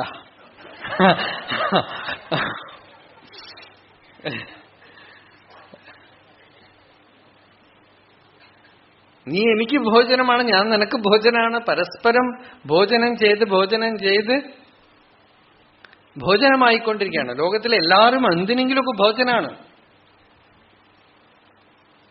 ഒരാൾ തിന്നു കൊഴുത്ത് തടിച്ച് കൊഴുകൊഴുകൊഴുന്നുണ്ട്, വലിയ കൊടവയർ, ഒരു ചെട്ടിയാർ. അപ്പോ പട്ടണത്ത് സ്വാമികൾ പാടി നായി കുറുക്കൻ കഴുകൻ എല്ലാം അങ്ങനെ ഇങ്ങനെ നോക്കണ്ടത്ര ഇയാളെ കാണുമ്പോഴൊക്കെ. ചെട്ടിയാർ തൊപ്പൈ തനതെണ്ടിരുക്ക് നായി നരി കഴുക് തനതെണ്ടിരുക്ക്. ഈ നായും നരിയും കഴുകനും ഒക്കെ ഇവൻ എപ്പോഴാപ്പാ പടം വിടാൻ പോണത്, ഇവൻ എപ്പോഴാപ്പാ അവസാനിക്കാൻ പോണത്, നമുക്ക് നല്ല ശാപ്പാട് തയ്യാറാവണമെന്നൊന്നും നോക്കിക്കൊണ്ടിരിക്കുക. അത്രയും ഒന്നൊന്നിന് ഭക്ഷണമാണ്, ഒന്നൊന്നിന് ആഹാരമാണ്. പ്രകൃതിയിലെല്ലാം ഭക്ഷണമാണ്. അഹസ്താനി സഹസ്താനാം ദ്വിപദാനി ചതുഷ്പദാം ഫൽഗൂനി തത്ര മഹതാം ജീവോ ജീവസ്യ ജീവനം. ഒരു ജീവൻ മറ്റൊരു ജീവന് ജീവനമായിട്ട് തീരുക.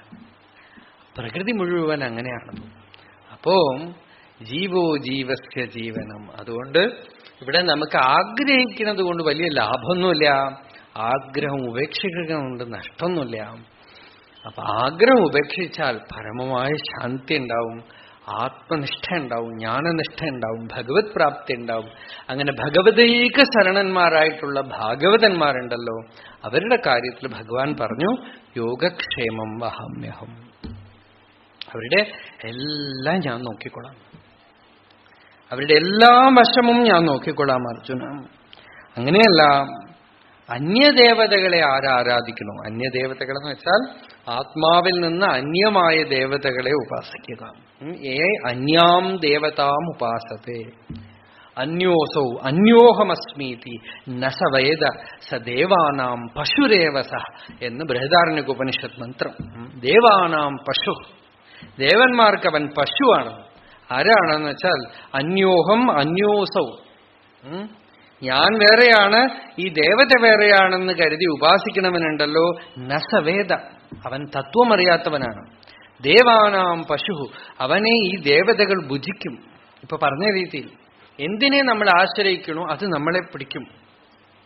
എന്തിനെ നമ്മൾ കയറി പിടിച്ചാലും, ഇപ്പൊ നോക്കൂ, ഒരു സൗകര്യം, ഫാൻ ഉണ്ട്. ഫാൻ കുറച്ചു കാലം ഉപയോഗിച്ചാൽ ഫാൻ ഇല്ലാത്തൊരു ജീവിതം ചിന്തിക്കാനേ വയ്യ അല്ലേ?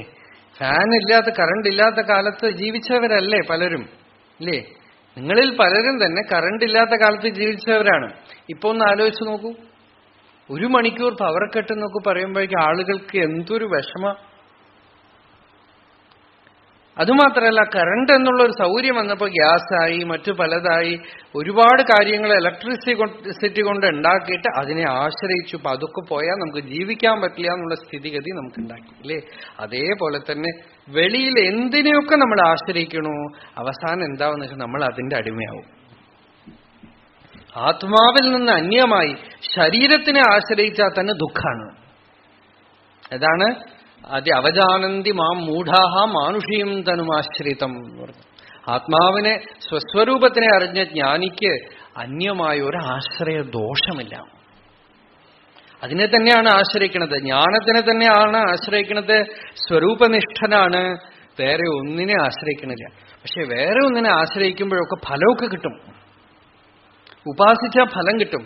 ആ ഫലം വാസ്തവത്തിൽ അന്തര്യാമി തന്നെയാണ് തരുന്നത്. പക്ഷെ നമ്മള് ആ ഉപാസിച്ച സ്ഥലത്തു നിന്നാണ് കിട്ടുന്നത് നമുക്ക് തോന്നും. കണ്ടോ, അവിടെ പോയത് കൊണ്ടാണ് കിട്ടിയത് എന്ന് വിചാരിക്കും. അതാണ് അടുത്ത ശ്ലോകം നോക്കൂ. ഏപ്യന്യദേവതാ ഭക്താം യജന്തേ ശ്രദ്ധയാൻവിതാഹം തേപി മാമേവ കൗന്തേയാം യജന്തി അവിധിപൂർവകം. ഹേ കൗന്തേയാം, ആത്മാവിൽ നിന്നും അന്യമായ ദേവതകളെ ആരാധിക്കുന്നവൻ. ലിമിറ്റഡ് ആയിട്ട്, ഇതൊക്കെ വലിയ വിഷയമാണ്, വളരെ വിസ്താരമായിട്ട് പറയേണ്ട വിഷയമാണ്, നമുക്ക് സമയമൊന്നുമില്ല. അന്യമായ ദേവതകളെ ആരാധിക്കുന്നവൻ ലിമിറ്റഡായിട്ടൊരു ഫോമിന്, അവനും ലിമിറ്റഡാണ്, അവൻ ആരാധിക്കുന്ന മൂർത്തിയും ലിമിറ്റഡാണ്, പരിച്ഛിന്നമാണ്, പരിമിതമാണ്. ഇതൊക്കെ ഔപനിഷദമായ ഉപാസനാവിദ്യയാണ്. ഉപാസിക്കുമ്പോ ഉപാസകൻ ഉണ്ട്, ഉപാസനാമൂർത്തി ഉണ്ട്, ഉപാസന എന്നുള്ള കർമ്മ ഉണ്ട്. ഉപാസകൻ ലിമിറ്റഡാണ്, ഉപാസന ലിമിറ്റഡാണ്, മൂർത്തി ലിമിറ്റഡാണ്. ഇത് മൂന്നും പരിച്ഛിന്നമാണ്. കാരണം ഉപാസകന്റെ മനസ്സിന് എത്ര വലുപ്പമുണ്ടോ അതിനനുസരിച്ച് ഉപാസനാമൂർത്തിയെ ഇയാൾക്ക് ഭാവന ചെയ്യാൻ പറ്റുള്ളൂ. ബ്രഹ്മത്തിനെയല്ല അവൻ ഉപാസിക്കുന്നത്, അഖണ്ഡ വസ്തുവിനെയല്ല, അല്പമായ ഒരു രൂപത്തിൽ ഭാവന ചെയ്യാണ് ഇയാള്. അപ്പോ അങ്ങനെ, പക്ഷെ ശ്രദ്ധയുണ്ട് ഇയാൾക്ക്, ഭക്തിയുണ്ട്, ഉപാസനയിൽ ശ്രദ്ധയുണ്ട്. ശ്രദ്ധയോടുകൂടെയാണ് ചെയ്യണതെങ്കിൽ അയാള്, ഭഗവാൻ പറയണത്, ശ്രദ്ധ ആത്മാവിന്റെ പവറാണ്, ഈശ്വരന്റെ ശക്തിയാണ്. അപ്പോ അവൻ എന്നെ തന്നെയാണ് ഉപാസിക്കുന്നത്. ഏത് മൂർത്തിയെ ഉപാസിച്ചാലും അവൻ സർവേശ്വരനെ തന്നെയാണ് ഉപാസിക്കുന്നത്. പക്ഷെ അവിധിപൂർവകം, അതിൽ വിധിയില്ല. വേണ്ട വിധത്തിലുള്ള ഔപനിഷദമായ വിധി അതിന് പുറകിലില്ല. അതായത് അയാള് ആത്മാവാണെന്നുള്ള അറിവ് അയാൾക്കില്ല, ജ്ഞാനനിഷ്ഠനല്ല അവൻ. അതുകൊണ്ട് തന്നെ ഈ ദേവതാ ലോകത്തിലെ പോയി പ്രാപിക്കും. ആ ഉപാസന കുറെ കഴിയുമ്പോഴിങ്ങനെ ജ്ഞാനത്തിലേക്ക് തിരിയണം. എപ്പോഴെങ്കിലും ഒരു സ്റ്റേറ്റില് ഒരു സദ്ഗുരു, ഇവൻ നല്ല ശ്രദ്ധയുള്ളവനാണെങ്കിൽ എന്താവെന്ന് വെച്ചാൽ ഒരു ഗുരു വരും, എന്നിട്ട് പറയും, നീ ഇപ്പൊ എന്തിനെ ധ്യാനിക്കണു? ഞാൻ ഇന്ന ദേവതയെ ധ്യാനിക്കണം. ശരി, ഈ ധ്യാനിക്കണം നീ ആരാ? ഈ ധ്യാനം ചെയ്യണവൻ ആര്? ഞാൻ ധ്യാനിക്കണം, ഞാൻ ഉപാസിക്കണം. വിദ്യാരണ്യ സ്വാമികൾ പറയേണ്ട പഞ്ചദശിയില് ചിലപ്പോ ഈ ഉപാസനാമൂർത്തി തന്നെ മുമ്പിൽ വന്നിട്ട് ആത്മവിദ്യ ഉപദേശിക്കും. ഇയാൾക്ക് യോഗം ഉണ്ടെങ്കിൽ ഉപാസനാമൂർത്തി തന്നെ വന്ന് പറയും, നീ എന്നെ നോക്കണ്ട, നീ നിന്റെ ഉള്ളിൽ നോക്കൂ, നീ ആരാണെന്ന് നോക്കൂ, നിന്റെ സ്വരൂപം എന്താണ്. ഉപനിഷത്തില് അഗ്നി ഉപാസിച്ചു ഉപകോസലൻ. അപ്പൊ അഗ്നി ഉപാസിച്ചപ്പോ അഗ്നി ഇങ്ങനെ ഉത്ഥാനം ചെയ്തിട്ട് പറഞ്ഞു, ഖം ബ്രഹ്മ പ്രാണോ ബ്രഹ്മ ഖം ബ്രഹ്മ കം ബ്രഹ്മ എന്ന് പറഞ്ഞിട്ട് മറന്നുപോയി. ഉപകോസലന് ജ്ഞാനുണ്ടായി, ഒരു ഇൻസൈറ്റ് ഉണ്ടായി. പിന്നെ ഗുരു വന്നിട്ട് ചോദിക്കുക, കുട്ടി തനിക്ക് ആരാ ബ്രഹ്മോപദേശം ചെയ്തത്? തന്റെ മുഖം ബ്രഹ്മജ്ഞാനിയെ പോലെ പ്രകാശിക്കണമല്ലോ. അപ്പൊ പറഞ്ഞു, മനുഷ്യരാരും ഉപദേശിച്ചില്ല, അഗ്നി ഉപാസിച്ച അഗ്നി ഒരു ദിവസം ഉത്ഥാനമായിട്ട് പറഞ്ഞു, പ്രാണോ ബ്രഹ്മ കം ബ്രഹ്മ ഖം ബ്രഹ്മ എന്ന് പറഞ്ഞു. അത് തന്നെ മതി കുട്ടി, അതിനെ ശരിക്കും അങ്ങോട്ട് അറിയൂ. എന്നിട്ട് ആ പ്രാണവിദ്യയും ബ്രഹ്മവിദ്യയൊക്കെ ഉപദേശിക്കാൻ. അപ്പോ ഉപാസനാമൂർത്തി തന്നെ യോഗം ഉണ്ടെങ്കിൽ ഒരുപക്ഷെ ഇപ്പോ നമ്മള് വിഷ്ണുവിനെ ഉപാസിക്കണം. സഹസ്രനാമം ജപിച്ചു, കുറെ ദിവസം ജപിച്ചു കഴിയുമ്പോ പതുക്കെ പതുക്കെ പതുക്കെ സഹസ്രനാമത്തിലുള്ള നാമങ്ങളൊക്കെ ഉള്ളിൽ പ്രകാശിച്ചാൽ തന്നെ ജ്ഞാനത്തിന് കാരണമായി. ഉപാസിക്കുന്നത് ശംഖചക്ര ഗദാപാണിയാണ്.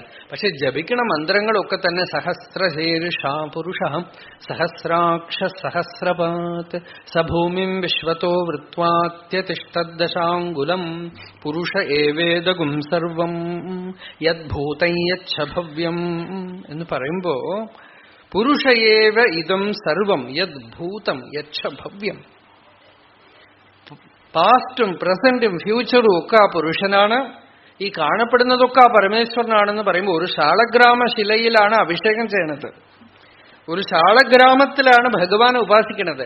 പക്ഷെ ആ ശാളഗ്രാമത്തിലൂടെ അഖണ്ഡമായ പൂർണ്ണ വസ്തുവിനെ ഉപാസിക്കുന്ന സാമർത്ഥ്യം ഈ സാധകന് വന്നാൽ ഉപാസന ജ്ഞാനത്തിൽ കലാശിച്ചു പോകും, ത്രിപുടി പോയി പോകും. അതായത് ഉപാസകൻ, ഉപാസന, ഉപാസ്യം എന്നുള്ള ഭേദം പോയി അഖണ്ഡ അദ്വയമായ ചിത്പദ ലക്ഷ്യാർത്ഥം പ്രകാശിക്കും, തത്പദ ലക്ഷ്യാർത്ഥം പ്രകാശിക്കും. ഒക്കെ വേറെ വിഷയം, ഉപാസനാ വിഷയം. അങ്ങനെയല്ലാതെ വേറെ വേറെ ദേവത എന്ന് പറഞ്ഞ് ഉപാസിക്കുമ്പോൾ, നമ്മളുടെ വീട്ടിൽ മറ്റു പലതും പോലെ ഭഗവാൻ എന്ന് ഉപാസിക്കുമ്പോ എന്താവും? അനന്യഭക്തനല്ല, അവന് ലോകവും സത്യമാണ്, ഭഗവാനും അത്രയേ ഉള്ളൂ. അപ്പോ ഭഗവാൻ, അവന്റെ ഭഗവാൻ ലിമിറ്റഡ് ആയ ഒരാളാണ്.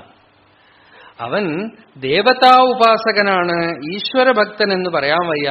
അതുകൊണ്ട് അവന്റെ ഉപാസന വേണ്ട വിധത്തിലുള്ള ജ്ഞാനത്തോടുകൂടിയ ഉപാസനയല്ല, താത്വികമായ ഉപാസനയല്ല. തത്വതഃ സഹ മാം ന വേത്തി. താത്വികമായി അവന്റെ എന്റെ സ്വരൂപത്തിനെ അറിയണില്ല, തത്വജ്ഞാനമില്ലാത്തവനാണവൻ. ഇപ്പൊ ഗോപികകൾ കൃഷ്ണനെ ഉപാസിച്ചു. അവർക്ക് ഒരു വശത്ത് അറിയാം കൃഷ്ണൻ ആത്മാവാണെന്നൊക്കെ, പക്ഷേ ആ ജ്ഞാനം ദൃഢമാവാത്തത് കൊണ്ട് എന്താ, കണ്ണൻ എവിടെ പോയി, കണ്ണൻ എവിടെ പോയി എന്ന് പറഞ്ഞ് വൃന്ദാവനത്തില് യമുനാ പുളിനത്തിൽ കൃഷ്ണനെ തെരഞ്ഞുകൊണ്ട് നടക്കുകയാണ്. അപ്പോ ശ്രീ സുഖബ്രഹ്മ മഹർഷി പറഞ്ഞു, ആരെയാ തെരയണത്? കൃഷ്ണനെ തെരയാണ്. പപ്രച്ചുഹു, പക്ഷികളോടും ചെടികളോടും യമുനയോടും ഒക്കെ ചോദിക്കുക, കൃഷ്ണൻ എവിടെയും ചോദിക്കുമ്പോ ശുകാചാര്യര് പറഞ്ഞു, പപ്രച്ചുർ ആകാശവത് അന്തരം ബഹിഹി ഭൂതേഷു സന്തം പുരുഷം വനസ്പതി. ആകാശം പോലെ ഉള്ളും പുറവും സകല പ്രാണികളുടെ ഉള്ളിലും പുറത്തും വ്യാപിച്ചു കിടക്കുന്ന പരമേശ്വരനെ കണ്ടുവോ എന്ന് ചെടികളോടും ഒക്കെ ചോദിച്ചു. ആ കുറവ് ഗോപികകളിൽ ഉള്ളതുകൊണ്ടാണ്. നമുക്കിത് ഇഷ്ടപ്പെട്ടാൽ ഇഷ്ടപ്പെട്ടിട്ടില്ലെങ്കിൽ അതാണ് സത്യം. ഭഗവാൻ ഗോപികളെ വിട്ടിട്ട് ഒരു പോക്ക് പോയത് എന്താന്ന് വെച്ചാൽ, they are so much attached to my form. ഈശ്വരൻ തന്നെ ചെയ്യണം. ഭക്തന്മാരുടെ കാര്യത്തിൽ ഭഗവാൻ അങ്ങനെ ചെയ്യും. എന്താന്ന് വെച്ചാൽ ഭക്തനെ പൂർണ്ണമാക്കേണ്ട ചുമതല ഭഗവാന്റെയാണ്. ത്യാഗരാജസ്വാമികൾ രാമനെ ഉപാസിച്ചുകൊണ്ട് പരമഭക്തനായി ഉപാസിച്ചുകൊണ്ടിരുന്നു. അവസാനം ഈ ഉപാസന ഭക്തി കാരണം കുടുംബം മുടിഞ്ഞുപോയി എന്ന് തീരുമാനിച്ച് അദ്ദേഹത്തിന്റെ ഏട്ടൻ ജപ്പേശൻ ആ രാമന്റെ വിഗ്രഹം എടുത്ത് കാവേരിയിലിട്ടു. കുറെ കാലത്തേക്ക് മൂർത്തിയില്ല, കരഞ്ഞുപോയി, വല്ലാതെ വിഷമിച്ചു. ഒരുപാട് കീർത്തനങ്ങള് ആ വിരഹത്തിൽ എഴുതിയ കീർത്തനങ്ങളാണ്. പക്ഷേ അതും ഈശ്വരൻ ചെയ്യണതാണ്. പുറമേക്കൊരു കാരണം, ഒരു വില്ലനായിട്ട് ഏട്ടനൊക്കെ ഉണ്ടെങ്കിലും ആ ബാഹ്യ ആലംബത്തിനെ എടുത്തു കളയാൻ വേണ്ടിയിട്ട് ഭഗവാൻ ചെയ്യുന്ന ഒരു മെത്തേഡാണ്. എപ്പോഴെങ്കിലുമൊക്കെ ആലംബം ഭഗവാൻ ഈശ്വരൻ എടുത്തു കളയും. ആ ആലംബത്തിനെ എടുത്തു കളഞ്ഞതാ ഈശ്വരൻ. അപ്പൊ വല്ലാതെ വിഷമിച്ചു, കുറെ വേദന അനുഭവിച്ചു. എന്നിട്ടാണ് ഒരു കീർത്തനത്തിൽ പറയേണ്ടത്, ഹേ ഗരുഡഗമന, പരമാത്മാവും ജീവാത്മാവും 14 ലോകവും ഒന്നാണ്, അദ്വയമാണെന്നുള്ള ജ്ഞാനമു സഖരാധാം. എനിക്ക് ജ്ഞാനം തരാനായില്ലേ എന്നാണ്, ആ സാക്ഷാത്കാരം എനിക്ക് തരാനായില്ലേ, എല്ലാം ഒരേ ഏക അദ്വയമായ ബ്രഹ്മമാണെന്നുള്ള അനുഭവം എനിക്ക് തരാനായില്ലേ എന്ന് ചോദിച്ച് ഭഗവാനോട് തന്നെ പ്രാർത്ഥിക്കുന്നത്. അപ്പോ ആലംബം, ആശ്രയമാണ് ഉപാസ്യമൂർത്തി. ദേവത അത് സ്വാനുഭവത്തിന്, ജ്ഞാനത്തിന് ഒരു സമയത്തിൽ തനിയെ കാരണമാവണം. ഇപ്പൊ രമണ ഭഗവാൻ അരുണാചലത്തിലേക്ക് വരണവരെ പൂർണ്ണജ്ഞാനി എന്ന് പറയാൻ വയ്യ. ഭഗവാൻ ഇവിടെ വരുമ്പോ എന്റെ അച്ഛന്റെ അടുത്തേക്ക് പോണു എന്നാണ് വീട്ടിൽ എഴുതി വെച്ചത്. എന്റെ അച്ഛന്റെ അടുത്തേക്ക് ഞാൻ പോകുന്നു, എന്റെ പിതാവിന്റെ അടുത്തേക്ക് പോകുന്നു എന്ന്. ഇവിടെ വന്നതും ഭഗവാൻ പറയണു, അറിവറും ശിറുവയതത് മുതൽ അരുണാചലം മികപ്പെരിതന അറിവിനിലങ്ക അരികിലനതൻ പൊരുൾ അത് തിരുവണ്ണാമലയന ഒരുവരാൽ അറിവുറപ്പെற்றும் அறிவினை மருளுரு தருகினில் ஏற்க அருகுரும் அமயமிது அச்சலமா கண்டேன் கண்டவன் எவனென கருத்தினுள் நாட கண்டவன் இன்றிட நின்றது கண்டேன் கண்டனன் என்றிட கருத்தெழவில்லை കണ്ടിലൻ എന്നിട കരുത്തെഴുമാറേൻ. അരുണാചലത്തിനെ കണ്ടു, ഇവിടെ വന്നതും കണ്ട ഉടനെ കണ്ടവൻ യവനെന കരുത്തിനുൾനാട്. കൃപയാണത്. നോക്കൂ, മഹർഷിക്ക് ആരെങ്കിലും ക്ലാസ് എടുത്തു കൊടുത്തു, ഉപനിഷത്ത് പഠിച്ചോ, ഒന്നുമില്ല. കണ്ടവൻ ആരാണ് എന്നുള്ളിൽ അന്വേഷിച്ചു നോക്കിയതും കണ്ടവൻ ഇന്ദ്രിട നിன்றது കണ്ടേൻ. ഒരു കണ്ട ആളില്ല അവിടെ, കണ്ടു എന്ന് പറയാൻ ഒരാളില്ല, കണ്ടില്ല എന്ന് പറയാൻ ഒരാളില്ല. അദ്വയമായ ചൈതന്യം, മൗനഘനം, ഘനീഭൂത മൗനം പ്രകാശിച്ചു. അർക്കാനലാതി വെളിവൊക്കെ ഗ്രഹിക്കും ഒരു കണ്ണിനു കണ്ണു മനമാകുന്ന കണ്ണതിനു കണ്ണായിരുന്ന പൊരുൾ താനെന്നുറയ്ക്കുമളവ് ആനന്ദമെന്തു ഹരിഹ നാരായണ.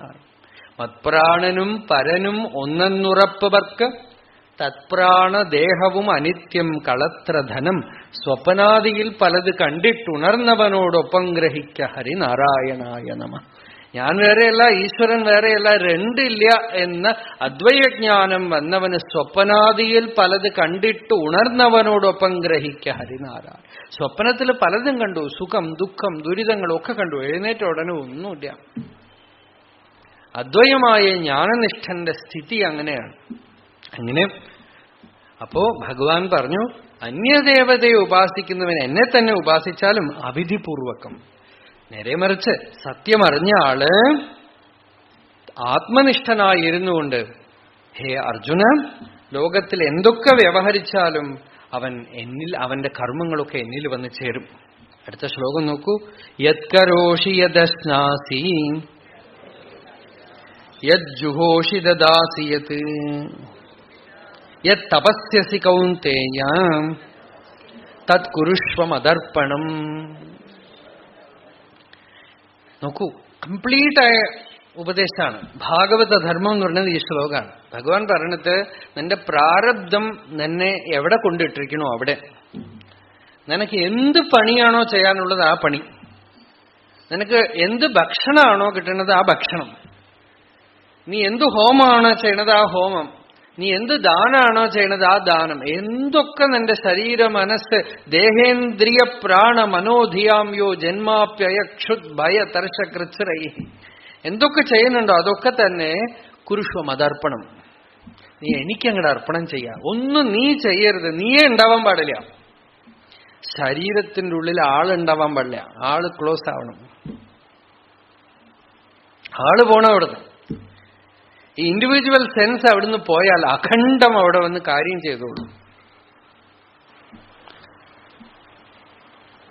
രമണ മഹർഷി ഒരിക്കൽ പറഞ്ഞു, റേഡിയോയിലെ പാട്ടൊക്കെ കേട്ടിട്ട് പറഞ്ഞു, இதுக்குள்ள யார் யாரெல்லாமோ பாடுறா, யாருமே இல்லையே, அந்த மாதிரி தான் நம்ம இருப்போம். உள்ள ஆசாமி கிடையாது, சாமி தான் இருக்கு. ഒരു ലോക്കൽ സെന്റർ ഇല്ല എന്നാണ്, യൂണിവേഴ്സൽ സെന്ററേ ഉള്ളൂ. ആസാമി കിടയാത്, സ്വാമി താൻ.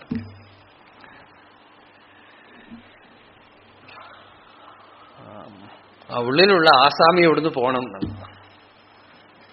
സ്വാമിയെ പാടുള്ളൂ.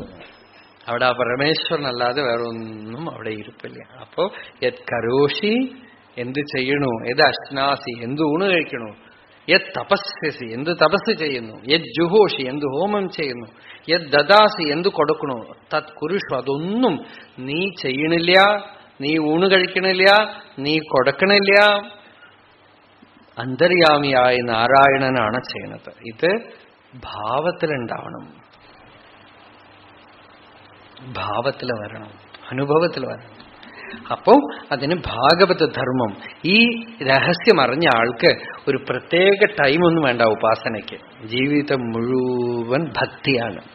എന്ത് ചെയ്താലും ഭക്തിയാണ്, എന്ത് ഊണ് കഴിച്ചാലും പ്രസാദാണ്, ഉറക്കമൊക്കെ സമാധിയാണ്. അയാളുടെ പ്രകൃതി ധർമ്മങ്ങളൊക്കെ തന്നെ ഭഗവത് സംഘം കൊണ്ട് പൂർണ്ണമായിട്ട് തീരും. അവന് ശുഭമോ അശുഭമോ പുണ്യമോ പാപമോ ഒക്കെ പോയി പോകും. അയാളുടെ യഥാപശ്യ പശ്യത്തെ രുക്മവർണം കർത്താരമീശം പുരുഷം ബ്രഹ്മയോനിം തദാ വിദ്വാൻ പുണ്യപാപേ വിധൂയ നിരഞ്ജനഃ പരമം സാമ്യമുപൈതി. മുണ്ടകോപനിഷത്ത് പറയണു, എപ്പോഴാണോ ഒരാള് പശ്യഹ പശ്യത്തെ, കാണുന്നവൻ കാണുന്നു, ആരെയാന്ന് വെച്ചാൽ ഈശ്വരന്റെ ജാജ്വല്യമാനമായ തേജസ് കണ്ടു.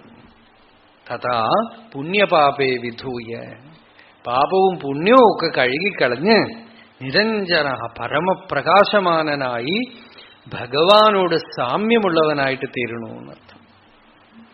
അപ്പോ അതാണ് അടുത്ത ശ്ലോകം. നോക്കൂ. ശുഭാശുഭഫലൈരേവം മോക്ഷ്യസേ കർമ്മബന്ധനൈഃ സന്യാസയോഗയുക്താത്മാ വിമുക്തോ മാമുപൈഷ്യസി.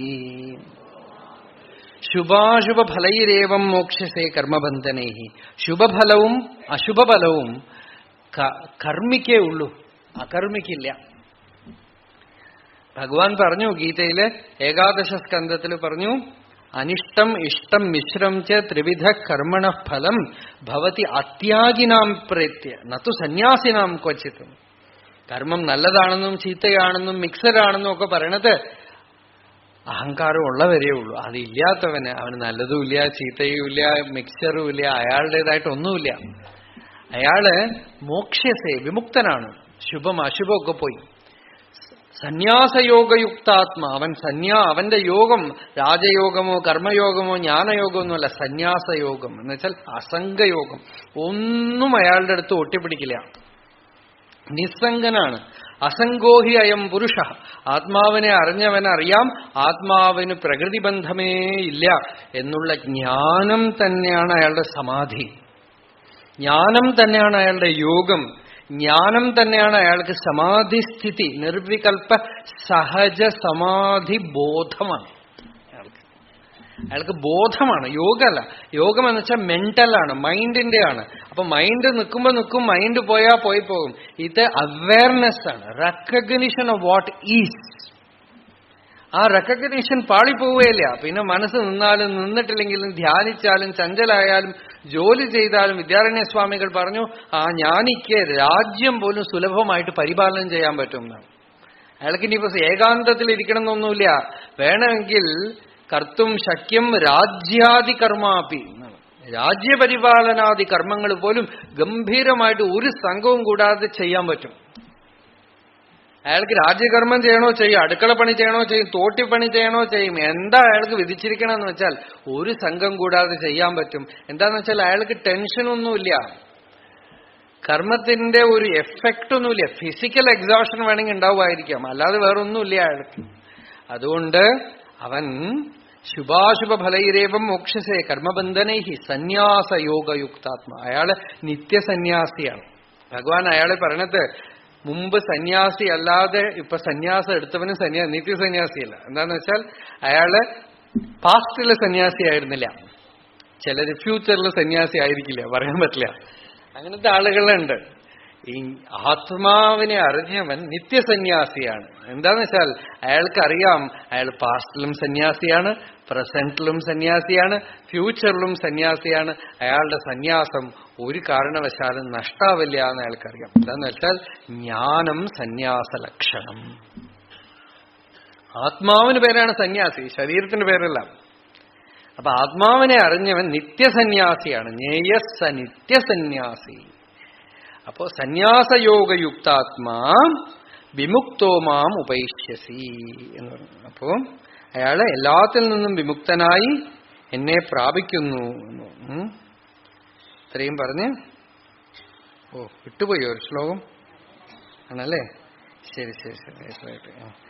അഹം ഹി സർവജ്ഞാനം ഭോക്താജ പ്രഭുരേവച നതു മാം അഭിജാനന്തി തത്വേന അതശ്യവന്തി തേ.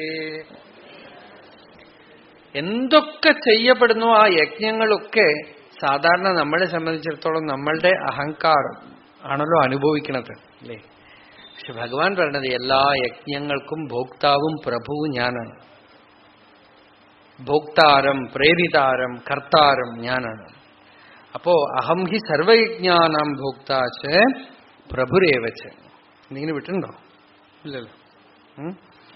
നതുമാം അഭിജാനന്തി. അന്തര്യാമിയെ അറിയാത്തവൻ തത്വേന അതഹാച്യവന്തി. അവൻ എന്തൊക്കെ ചെയ്താലും താത്വികമായി അവൻ സ്ലിപ്പായി പോയി. ഒക്കെ ചെയ്യുന്നുണ്ടെങ്കിലും തത്വം അറിയാതെയാണ് അവൻ ചെയ്യണത്. എന്നുവെച്ചാൽ അവൻ ഞാൻ ചെയ്യണമെന്നുള്ള വിചാരമുണ്ട്, കർമ്മത്തിന്റെ ഫലം ഞാൻ അനുഭവിക്കണമെന്നുള്ള വിചാരമുണ്ട്, ചിലപ്പോൾ ഒരു ത്യാഗമൊക്കെ ചെയ്താലും ഞാൻ ത്യാഗം ചെയ്യണമെന്നുള്ള ഭാവമുണ്ട്. അതുകൊണ്ട് അവൻ തത്വം അറിയാതെ പ്രവർത്തിക്കണവനാണ്. അഹം ഹി സർവയജ്ഞാനാം ഭോക്ത. എല്ലാ യജ്ഞത്തിന്റെയും ഭോക്ത ഞാനാണ്. പ്രഭുരേവച്ച. ആ യജ്ഞം നടത്തുന്നവനും ഞാനാണ്. എന്നെ അറിയാത്തവൻ താത്വികമായി ശ്രുതി വന്നുപോയവനാണ്. അപ്പോ എന്താന്ന് വെച്ചാൽ യജ്ഞം ഏത് ദേവതയെ ഉദ്ദേശിച്ച് ചെയ്യണോ ആ ദേവതയ്ക്ക് പോയി ചേരും. ഇയാൾക്കോ അല്പമായ ഫലവും കിട്ടും. അതാണ് ലിമിറ്റഡ് ആയിട്ട് ഒരു കാര്യം ചെയ്താൽ ലിമിറ്റഡ് ആയിട്ട് ഒരു ഫ്രൂട്ട്. അടുത്ത ശ്ലോകം നോക്കൂ. യാന്തി ദേവവ്രതാ ദേവാൻ പിതൃൻ യാന്തി പിതൃവ്രതാഹം ഭൂതാനി യാന്തി ഭൂതേജ്യാഹം യാന്തി മദ്യാജിനോപി മാം. ഭഗവാനെ അറിഞ്ഞവർ ഏത് രൂപ കണ്ടാലും അതിലെ ഭഗവാനെയാണ് കാണുന്നത്. നാമദേവന്റെ മുമ്പില് ഒരു ബ്രഹ്മരക്ഷസ് വന്നു, ഭയങ്കരമായൊരു പ്രേതം. ഒരു പ്രാവശ്യം ദർശനം. നാമദേവന് ഒരു സ്ഥലത്ത് വെച്ച് മുമ്പിൽ ഭയങ്കരമായ രൂപം ആവിർഭവിച്ചു. നാമദേവ് അത് കണ്ടപ്പോ പറഞ്ഞു, ഹേ പാണ്ഡുരംഗ, എത്രയൊക്കെ രൂപത്തിൽ വന്നിരിക്കണു. ബലേ പഥാരേ ലംബകനാഥ് എന്നൊരു അഭംഗുണ്ട്. ഞാൻ എഴുതി വെച്ചിട്ടുണ്ട്, എനിക്ക് ഓർമ്മ കിട്ടാൻ വേണ്ടിയിട്ട്. ഭലേ പതാരേ ലംബകനാഥ് ധരണി പാവ് സ്വർഗലോ മാഥ ജോജൻ ഭർക്കെ ലംബ ഹാത്ത് ശിവ സനകാദിക പാർണ പാവേം അനഗിന സാജ് സജയേ സാഥ് നാമദേവിക്കെ തും ഹി സ്വാമി കീജേ മോക്കോ ആജ് സനാഥ് എന്നൊരു അഭംഗം. ഭഗവാന്റെ രൂപം, ആ പ്രേതത്തിന്റെ രൂപത്തിനെ തന്നെ ഭഗവാന്റെ രൂപമായിട്ട് കണ്ട് ലംബകനാഥ് ഭഗവാനെ ഒരു പ്രത്യേക ആ പ്രേതത്തിന്റെ രൂപത്തിൽ കണ്ടിട്ട് നാവൊക്കെ നീട്ടി ധരണി പാവ്, മണ്ണിലാണ് കാല്, സ്വർഗലോ മാഥാണ്, ആകാശമുട്ട തലയൊക്കെ ആയിട്ടൊരു രൂപം. അപ്പൊ കണ്ട രൂപം എങ്ങനെ ഉണ്ടായിരുന്നുണ്ടോ നോക്കൂ. ഇരുട്ടിൽ ഒന്നും കണ്ടിട്ടില്ലെങ്കിൽ തന്നെ പോവാൻ വയ്യ. ഈ അഭംഗ് തന്നെ അതിനൊരു പ്രമാണാണ്.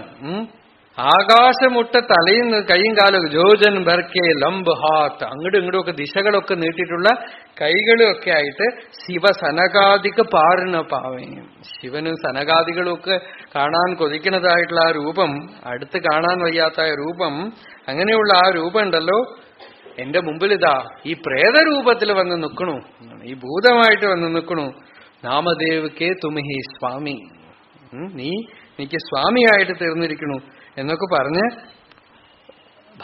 ഭഗവത് സ്വരൂപമായി നോക്കൂ. ഇതൊക്കെ ഉപനിഷത്തിന്റെ പ്രാക്ടിക്കൽ ആപ്ലിക്കേഷനാണ്. ആ രൂപത്തിൽ വന്നതും അവിടെ ബ്രഹ്മദർശനാണ്. അല്ല ശംഖചക്ര ഗദാപാണിയായിട്ട് വന്നിട്ട് മാത്രമല്ല ദർശനം. ഈശ്വരൻ ഏത് വേഷം ഇട്ടിട്ട് വന്നാലും ഭഗവാനെ കണ്ടുപിടിക്കണവനാണ് ഭക്തൻ. ഭയങ്കരമായ രൂപത്തിൽ വന്നപ്പോ ആ രൂപത്തിൽ കണ്ടുപിടിച്ചു. അത് ഭഗവാനാണെന്ന് പറഞ്ഞു. കഥ പറയണത് പാണ്ഡുരംഗൻ അവിടെ പ്രകാശിച്ചു എന്നാണ്. എന്നുവെച്ചാൽ ആ ഭൂതത്തിന് വിമുക്തിയായി. ഗുരു ശിഷ്യനെ ജ്ഞാനിയാക്കണത് അങ്ങനെയാണ്. ശിഷ്യന്റെ ഉള്ളിൽ അന്തര്യാമിയായിട്ടിരിക്കുന്ന നിത്യശുദ്ധ ബുദ്ധ മുക്ത സ്വഭാവമായ ചൈതന്യത്തിനെ ഗുരു ഒന്ന് കണ്ടാൽ ശിഷ്യൻ വിമുക്തനാവും. അമൃതദൃഷ്ടി എന്നാണ് പറയുന്നത്. ജ്ഞാനിയുടെ ദൃഷ്ടി അമൃതദൃഷ്ടിയാണ്. ആ അമൃതദൃഷ്ടി വീഴുമ്പോ ഹൃദയത്തില് നമ്മൾ അവെയർ അല്ലാതിരിക്കണം നമ്മളുടെ സ്വരൂപം. ജ്ഞാനി അവെയറായിട്ട് നോക്കുമ്പോ, പ്രബുദ്ധനായ ജ്ഞാനി നോക്കുമ്പോ നമ്മളുടെ ഉള്ളില് അത് ഒന്ന് ജ്വലിക്കും. അങ്ങനെ അപ്പോ അവിടെ നോക്കൂ, അവിടെ എല്ലാത്തിനും അപ്പുറം പോയി. അങ്ങനെ ഭഗവാനെ അറിഞ്ഞവന് ഭഗവാൻ എന്തു കൊടുക്കാനാ? ഒന്നും കൊടുക്കാനല്ല. പത്രം പുഷ്പം ഫലം തോയം യോ മേ ഭക്ത്യാ പ്രയച്ഛതി തദഹം ഭക്ത്യുപഹൃതം അശ്നാമി പ്രയതാത്മനഃ യത്കരോഷി യദശ്നാസി യജ്ജുഹോഷി ദദാസി യത് യത്തപസ്യസി കൗന്തേയ തത്കുരുഷ്വമദർപ്പണം. കുചേലൻ അവലാണ് ഭഗവാൻ കൊണ്ടുപോയത് അല്ലെ. അവിടെ ഭഗവാൻ ഈ ശ്ലോകം പറയുന്നുണ്ട് ഭാഗവതത്തില്. പത്രം പുഷ്പം ഫലം തോയം യോമേ ഭക്തിയാ പ്രയച്ഛതി. ഭക്തി എന്ന് വെച്ചാൽ എന്താ? തത്വജ്ഞാനമാണ് ഭക്തി. തത്വജ്ഞാനം ഉള്ളപ്പോ ഒരു ശാളഗ്രാമം പരമേശ്വര സ്വരൂപമാണ്, നാരായണ സ്വരൂപമാണ്. തത്വജ്ഞാനം ഇല്ലാത്തവന് ഇത് ശാളഗ്രാമമാണ്. ഇത് വിഷ്ണു ശാളഗ്രാമമാണോ, നരസിംഹ ശാളഗ്രാമമാണോ, വരാഹ ശാളഗ്രാമമാണോ, എടുത്തെടുത്ത് ഇങ്ങനെ നോക്കി. തത്വജ്ഞാനം ഉള്ളത് അത് ഭഗവാന്റെ പൂർണ്ണ സ്വരൂപമാണ്. ഒരു പാഷാണം എടുത്തു നോക്കുമ്പോ അത് ഭഗവാനാണ്. അത് വിഗ്രഹമൊന്നുമല്ല, മൂർത്തിയൊന്നുമല്ല, അത് പരമേശ്വര സ്വരൂപമാണ്. അപ്പോ പത്രം പുഷ്പം ഫലം തോയം എന്താന്ന് വെച്ചാൽ അർപ്പണം ചെയ്യണമെന്ന് വെച്ചാൽ ഭഗവാന് തന്നെയാ കൊടുക്കണത്. യോമേ ഭക്തിയാ പ്രയച്ഛതി തദഹം ഭക്തിയുപഹൃതം. അവന്റെ ആ ഭക്തി ഉണ്ടല്ലോ അതിനെയാണ് ഞാൻ ഭുജിക്കുന്നത്, അല്ലാതെ കൊണ്ടുവരുന്ന സാധനത്തിനെയല്ല. അശ്നാമി പ്രയതാത്മനഃ. അങ്ങനെയുള്ളവൻ ശുഭം അശുഭം ഒക്കെ അവനെ വിട്ടുപോയി സകലബന്ധ വിമുക്തനായി സന്യാസയോഗയുക്തനായിട്ട് തീരും. അപ്പൊ എല്ലാവർക്കും അത് കിട്ടിക്കൂടെ? ഭഗവാൻ പറഞ്ഞ ഞാൻ എല്ലാവരുടെ ഉള്ളിൽ ആത്മാവായിട്ട് സമമായിട്ടിരിക്കുന്നു. പക്ഷെ ആര് എന്നെ അറിഞ്ഞ് ആത്മസ്വരൂപമായി അറിഞ്ഞ് അനുഭവിക്കണോ അവന് മാത്രമേ കിട്ടുള്ളൂ എന്ന്. അടുത്ത ശ്ലോകം നോക്കൂ. സമൂഹം സർവഭൂതേഷു നമേ ദ്വേഷ്യോസ്തി ന പ്രിയഃ യേ ഭജന്തി തു മാം ഭക്ത്യാ മയി തേ തേഷു ചാപ്യഹം. ഞാൻ എല്ലാവരുടെ ഉള്ളിലുണ്ട്, പക്ഷെ എല്ലാരും എന്നിലില്ല. ഞാൻ എല്ലാവരുടെ ഉള്ളിലുണ്ട്, സമമായി അന്തര്യാമി രൂപത്തിൽ ആത്മരൂപമായിട്ടുണ്ട്, പക്ഷെ എന്നെ എല്ലാവരും താത്വികമായിട്ട് അറിയണില്ലല്ലോ. സമൂഹം സർവഭൂതേഷു. എനിക്ക് ഒരാളോടും പ്രത്യേകതയില്ല. നമേ ദ്വേഷ്യാസ്തി ന പ്രിയ ഏ ഭജന്തി തു മാം ഭക്തി. ആരെന്റെ സ്വരൂപത്തിനെ അറിഞ്ഞ് ധ്യാനം ചെയ്ത് അറിയണമോ, അനുസന്ധാനം ചെയ്യണമോ, ശ്രോതവ്യോ മന്തവ്യോ നിധിധ്യാസിതവ്യ, അവന് ഞാൻ ലഭിക്കണം. അവരെന്നിലിരിക്കണം, ഞാൻ അവരിലും ഇരിക്കണം. ഇപ്പോ നമ്മളിൽ അന്തര്യാമി ഉണ്ട് അല്ലേ? അത് ആദ്യം ഒരു വിശ്വാസമാണ്. പിന്നെ യുക്തി വിചാരം ചെയ്ത് ശരീരത്തിൽ നിന്നൊക്കെ അന്യമായി ഞാൻ എന്ന് പറയുന്ന ഒരു അനുഭവം ഉണ്ട് എന്ന് അറിയണം അല്ലേ? അറിഞ്ഞാലും again your attention has not entered that stream. അത് വേറെ നിൽക്കുകയാണ്. അനുഭവം ഉണ്ടെന്നൊരു യുക്തി വിചാരം ചെയ്ത് മനസ്സിലാക്കിയെന്നല്ലാതെ അതിലേക്ക് ഇനിയും പ്രവേശിച്ചില്ല. അതാണ് ഭഗവാൻ പറഞ്ഞത് എന്നിൽ പ്രവേശിക്കണമെന്ന് പറഞ്ഞു. എന്താ ശ്ലോകം? ഭക്യാമാം അഭിജാനാതി യാവാ നിശ്ചാസ്മി തത്വതഃ തതോ മാം തത്വതോ ജ്ഞാത്വ വിശദേതദനന്തരം. എന്നെ അറിയുകയും ദ്രഷ്ടും തത്വേന പ്രവേഷ്ടും ച പരന്തപാന്തം. എന്നെ അറിയാനും താത്വികമായി അറിയാനും എന്നിൽ പ്രവേശിക്കാനും. ഇപ്പോ നമുക്ക് അന്തര്യാമി ഉണ്ട് എന്ന് യുക്തിവിചാരം കൊണ്ടും കുറച്ചൊക്കെ ഒരു ഗ്ലിംസ് ഇൻസൈറ്റ് കിട്ടിയാൽ പോരാ, അതിൽ പ്രവേശിക്കണം. ആ പ്രവേശമാണ് പറഞ്ഞത്, ഭഗവാൻ പറഞ്ഞത് ഞാൻ അവരിൽ ഇരുന്നാ പോരാ, അവരെന്നിലിരിക്കണം. ഭഗവാൻ ഉള്ളില് നമ്മളുടെ അന്തര്യാമിയായ ആത്മസ്വരൂപമായ അഹം അഹം അഹം എന്ന അനുഭവത്തിന്റെ സ്വരൂപത്തിൽ സദാ സന്നിധാനം ചെയ്യുന്നുണ്ട്. പക്ഷേ നമ്മളുടെ അറ്റൻഷൻ, ശ്രദ്ധ അതിൽ വീണില്ല. ശുദ്ധ സ്ഫടിക സംകാശം, പരമേശ്വരനെ സ്ഫടികലിംഗമായിട്ട് പറഞ്ഞിട്ട് ഭഗവാനെ എങ്ങനെ അഭിഷേകം ചെയ്യണം എന്ന് വെച്ചാൽ ശ്രദ്ധാനദി വിമലചിത്ത ജലാഭിഷേകൈഹി നിത്യം സമാധി കുസുമൈഹി. ഭഗവാന് സമാധിയാവുന്ന പുഷ്പം കൊണ്ട് അർച്ചന ചെയ്യാം, ധ്യാനമാവുന്ന ജലം കൊണ്ട് അഭിഷേകം ചെയ്യാന്നാണ്. എന്ന് വെച്ചാൽ അനുസന്ധാനം മന്തവ്യോ നിധിധ്യാസിതവ്യ. വീണ്ടും വീണ്ടും വീണ്ടും ഈ അഹം അഹം അഹം എന്നുള്ളത് എന്താണ്, ഞാനെന്ന് പറയുന്ന സ്വരൂപം എന്താണ്, അത് ശരീരമോ മനസ്സോ ബുദ്ധിയോ ഒന്നും അല്ലല്ലോ, അത് ചൈതന്യമാണല്ലോ. അതിനെ അനുസന്ധാനം ചെയ്ത് ചെയ്ത് ആ സമാധി സിദ്ധിക്കണം. സമാധി പ്രജ്ഞ ഉള്ളിൽ തെളിയണം. അനുസന്ധാനം, ആ റെക്കഗ്നിഷൻ പാളിച്ചയില്ലാതെ പ്രതിബന്ധമില്ലാത്ത ജ്ഞാനമായിട്ട് മാറണം ഉള്ളില്. ആ പ്രതിബന്ധമില്ലാത്ത ജ്ഞാനം വന്നാലേ ഭക്തി എന്ന് ഭഗവാൻ, അതിനാണ് ഇവിടെ ഗീതയില് ഭക്തി എന്ന് പറയണത് മയി തേ തേഷു ചാപ്യഹം. അപ്പോ അവരുടെ ഉള്ളിലുള്ള അഹം ഉണ്ടല്ലോ, ഒരു ലിമിറ്റഡ് ബീയിങ് അല്ല. The self that you experience is the infinite self. അത് ത്വം പദമല്ല, തത്പദമാണ്. തത്വമസി എന്നുള്ളതില് ശരീരവും മനസ്സും ബുദ്ധി അഹങ്കാരവും ഒക്കെ ഉള്ള ജീവന് ഞാൻ എന്നുള്ളത് ത്വം പദമാണ്, തത്പദമല്ല. ഒരു ലിമിറ്റഡ് ആയിട്ടുള്ള ചെറിയ ഒരു ജീവനാണ്. അതിനെ വിചാരം ചെയ്ത് അറിഞ്ഞ മഹാപുരുഷന് അത് അഖണ്ഡമായ നിത്യശുദ്ധ ബുദ്ധമുക്ത സ്വരൂപമായ സത്യമാണ്. അത് തത്പദ ലക്ഷ്യാർത്ഥമാണ്. ചിതി തത്പദലക്ഷ്യാർത്ഥ ചിദേകരസ്വരൂപിണി. ഇല്ലേ, ലളിതാസഹസ്രനാമം പഠിച്ചാൽ തന്നെ വേദാന്തായി. തത്പദലക്ഷ്യാർത്ഥം അവിടെ പ്രകാശിക്കും. അപ്പോ അങ്ങനെ അറിഞ്ഞു കഴിഞ്ഞവന് എല്ലാ ദുഃഖങ്ങളും നിവൃത്തമായി. അപ്പൊ ഭഗവാൻ പറയാണ്, അങ്ങനെ അറിഞ്ഞാൽ അപിചേത് സുദുരാചാരോ ഭജതേ മാമനന്യഭാഗ് സാധുരേവ സമന്തവ്യഃ സമ്യക് വ്യവസിതോ ഹി സഹ. എത്ര വലിയ ദുരാചാരിയാണെങ്കിലും ശരി, അപിചേത് സുദുരാചാര, ഇനി നന്നാവാൻ തരയില്ലാത്ത അത്ര ദുരാചാരമുള്ളവനാണെങ്കിലും, എല്ലാ ദുരാചാരത്തിന്റെയും സോഴ്സ് അഹങ്കാരാണ്. ഭഗവാൻ പറയണത്, നീ എന്റെ നേരെ തിരിഞ്ഞാൽ നിന്നെ ഞാൻ ശുദ്ധാക്കിക്കൊള്ളാം. കുട്ടി ചളിയിൽ പോയി കളിച്ചിട്ട് വന്ന് കുട്ടി ശുദ്ധാവണ്ട, ചളിയോടുകൂടെ അമ്മയുടെ അടുത്ത് പോയി നിന്ന് അമ്മ ശുദ്ധാക്കിക്കൊള്ളൂ. അല്ലേ? അതുപോലെ നമ്മളെല്ലാ കുഴപ്പത്തോടു കൂടെ ഭഗവാന്റെ അടുത്ത് പോകണു. ഭഗവാന്റെ അടുത്ത് പറയാ, ഞാൻ ഇതൊക്കെ നന്നാക്കിയിട്ട് വരണമെങ്കിൽ ഇപ്പൊ നിങ്ങളൊന്നും ആവശ്യമില്ലല്ലോ, അതുകൊണ്ട് ഞാൻ എന്തൊക്കെ കുഴപ്പമുണ്ടോ ഈ കുഴപ്പത്തോടെ വരാം, എല്ലാ പ്രശ്നങ്ങളോടുകൂടെയും വരാം, റിപ്പയർ ചെയ്തോളൂ. ഞാൻ വന്നു, അത്ര തന്നെ. ഇതൊക്കെ ശരിയാക്കിയിട്ട് വരാനൊന്നും പറ്റില്ല. ഞാൻ എങ്ങനെയുണ്ടോ അങ്ങനെ വരണോ, ഭഗവാനെ ശരിയാക്കിക്കൊള്ളാം, നന്നാക്കിക്കൊള്ളാം. റിപ്പയർ കുരു എന്ന് പറഞ്ഞിട്ട് സമർപ്പിക്കാം. ഭഗവാന്റെ അടുത്ത് കൊടുത്തേക്ക, ശുദ്ധമാക്കി തരും. പുനീഹിമാം, എന്നെ ശുദ്ധമാക്കി തരൂ. അങ്ങനെ ഭഗവാൻ അർപ്പണം ചെയ്യാണ്. അതാണ് ഭഗവാൻ പറഞ്ഞത്, നീ എങ്ങനെയുണ്ടോ അങ്ങനെ എന്റെ അടുത്ത് വരാം. അപിചേത് സുദുരാചാരം, നീ ശരിയായി ശുദ്ധമായിട്ട് ഭഗവാന്റെ അടുത്ത് അതൊന്നും വരാൻ പറ്റില്ല. നീ എന്ത് ശുദ്ധം? നീ ശുദ്ധമാണെന്ന് വിചാരിച്ചാൽ അതിനേക്കാളും വലിയ അശുദ്ധി വേറൊന്നുമില്ല. കാരണം ഞാൻ ശുദ്ധമാണെന്ന് വിചാരിക്കുന്ന അഭിമാനം തന്നെയാണ് അശുദ്ധി. അതുകൊണ്ടപ്പ അവ്യക്തഭാവൈരഹങ്കാരൈ, ശ്രുതി പറയണത് അവ്യക്തമായ അഹങ്കാരം ഉണ്ടെന്നാണ്. ആ അവ്യക്ത അഹങ്കാരത്തിൽ നിന്നും വിമുക്തനാവും.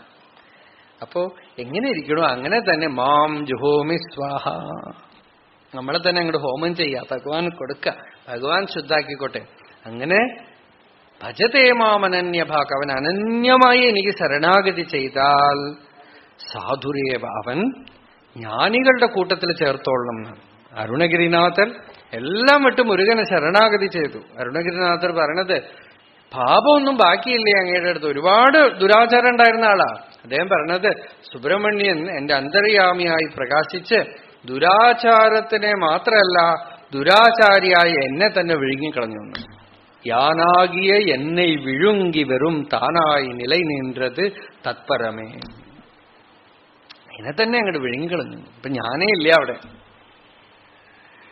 ജനനവും മരണവുമില്ലാത്ത സ്വരൂപത്തോടുകൂടിയ ഭഗവാൻ എന്നെ വിഴുങ്ങിക്കളഞ്ഞു എന്ന്. പെമ്മാൻ മുരുകൻ പിറവാൻ ഇറവാൻ ചുമ്മാ ഇരു ചൊല്ലറ என்றதுமே അമ്മ പൊരുളൊന്നും അറിന്തില്ലനെ. എന്താ ഉപദേശിച്ചതെന്ന് വെച്ചാൽ ചുമ്മാ ഇരുന്ന് ഉപദേശിച്ചത്രേ. ഒന്നും ചെയ്തില്ല, ശരണാഗതി ചെയ്ത് തന്നെ അങ്ങോട്ട് ഭഗവാന് കൊടുത്തപ്പോ ഭഗവാൻ അങ്ങോട്ട് വിഴുങ്ങിക്കിടന്നു. ഇപ്പൊ ആരുണ്ടെന്ന് വെച്ചാൽ ഭഗവാനേ ഉള്ളൂ, ഞാനല്ല.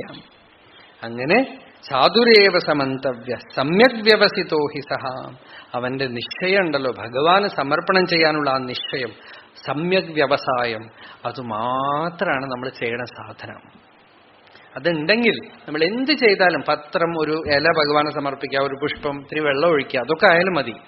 നിങ്ങൾക്ക് ആ നിശ്ചയമില്ലെങ്കിൽ നിങ്ങൾ പ്രാണായാമ കോഴ്സ് അറ്റൻഡ് ചെയ്താലും പ്രയോജനമില്ല, നിങ്ങൾ ഹഠയോഗമൊക്കെ ചെയ്താലും പ്രയോജനമില്ല, നിങ്ങൾ വേദം മുഴുവൻ പഠിച്ചാലും പ്രയോജനമില്ല. കാരണം പലരും അതൊക്കെ ചെയ്യുന്നുണ്ട്.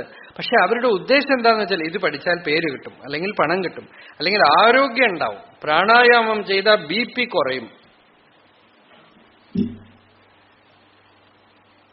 ഒരു പർട്ടിക്കുലർ ആക്ഷന്റെ പ്രോഡക്റ്റ് അല്ല ഈശ്വരൻ.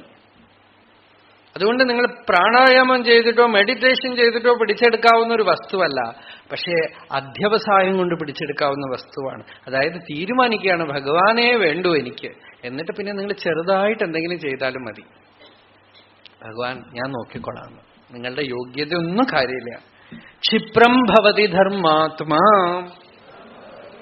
ശശ്വത് ശാന്തിം നിഗച്ഛതി കൗന്തേയ പ്രതിജാനീഹി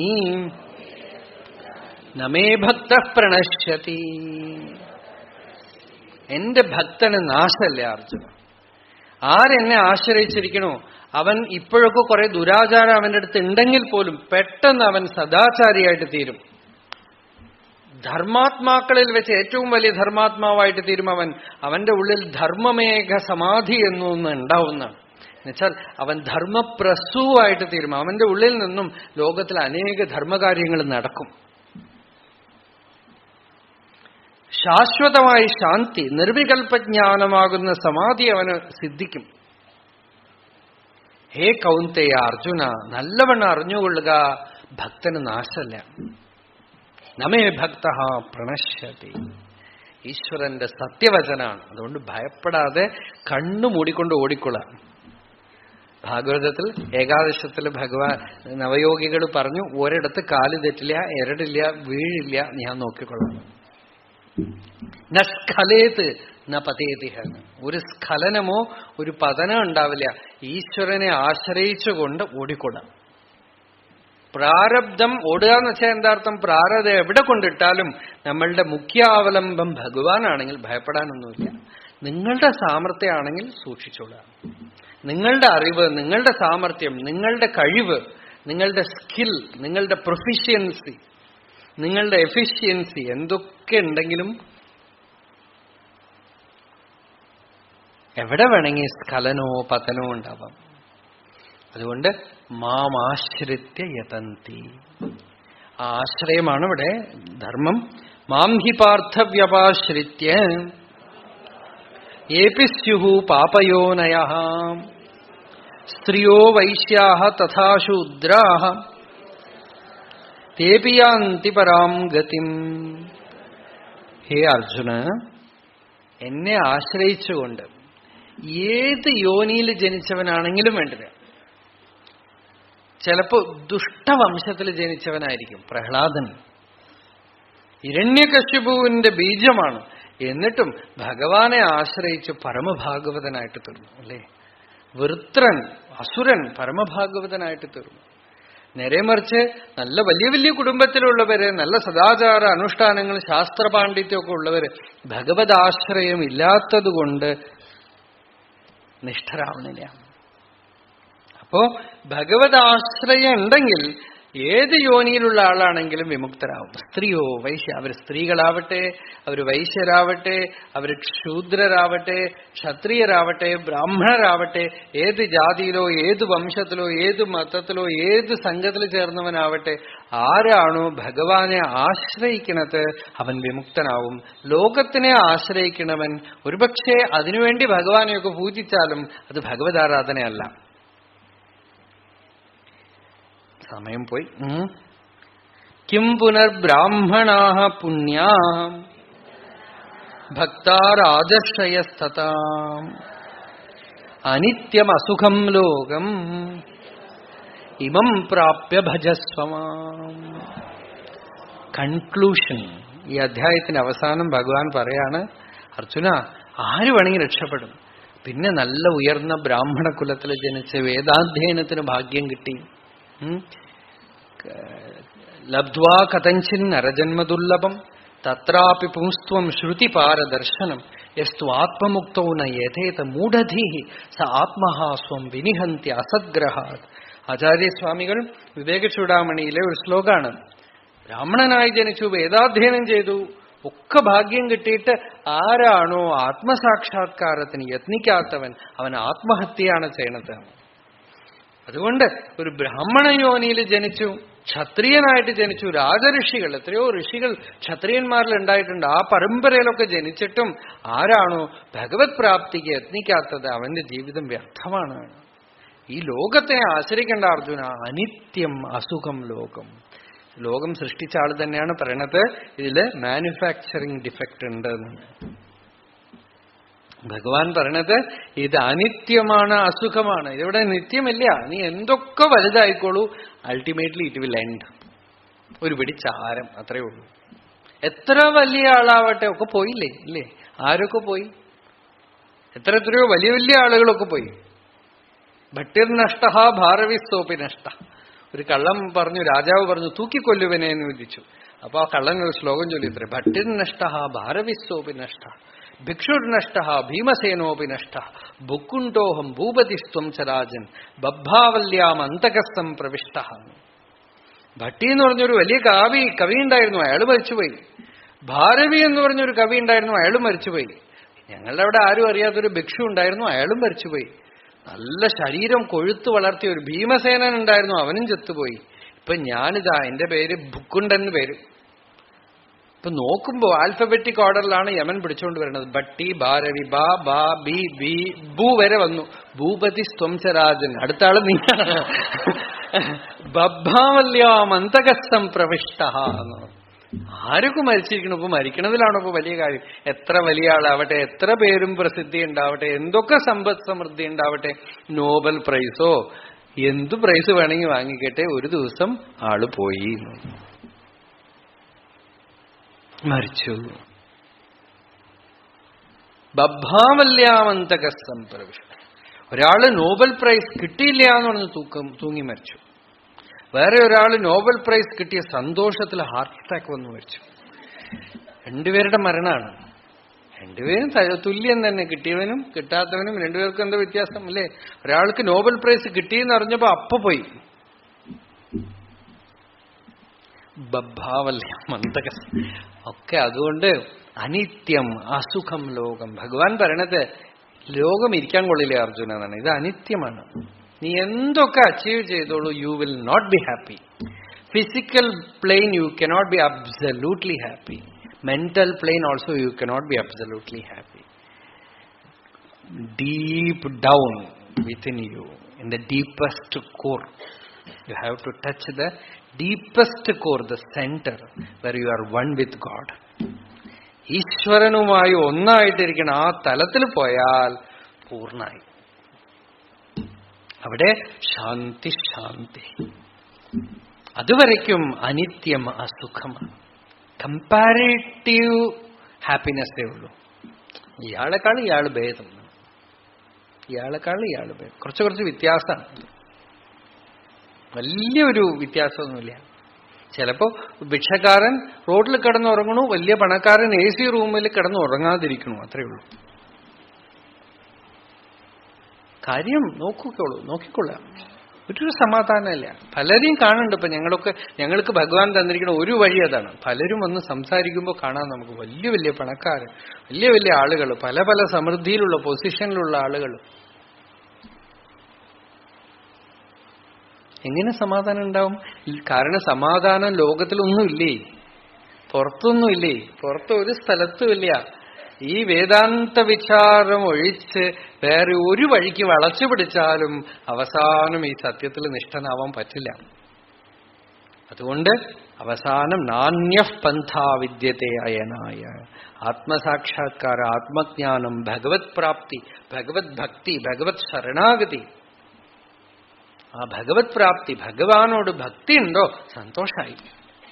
ഭഗവത് അനുഭവം ഉണ്ടോ, സന്തോഷം.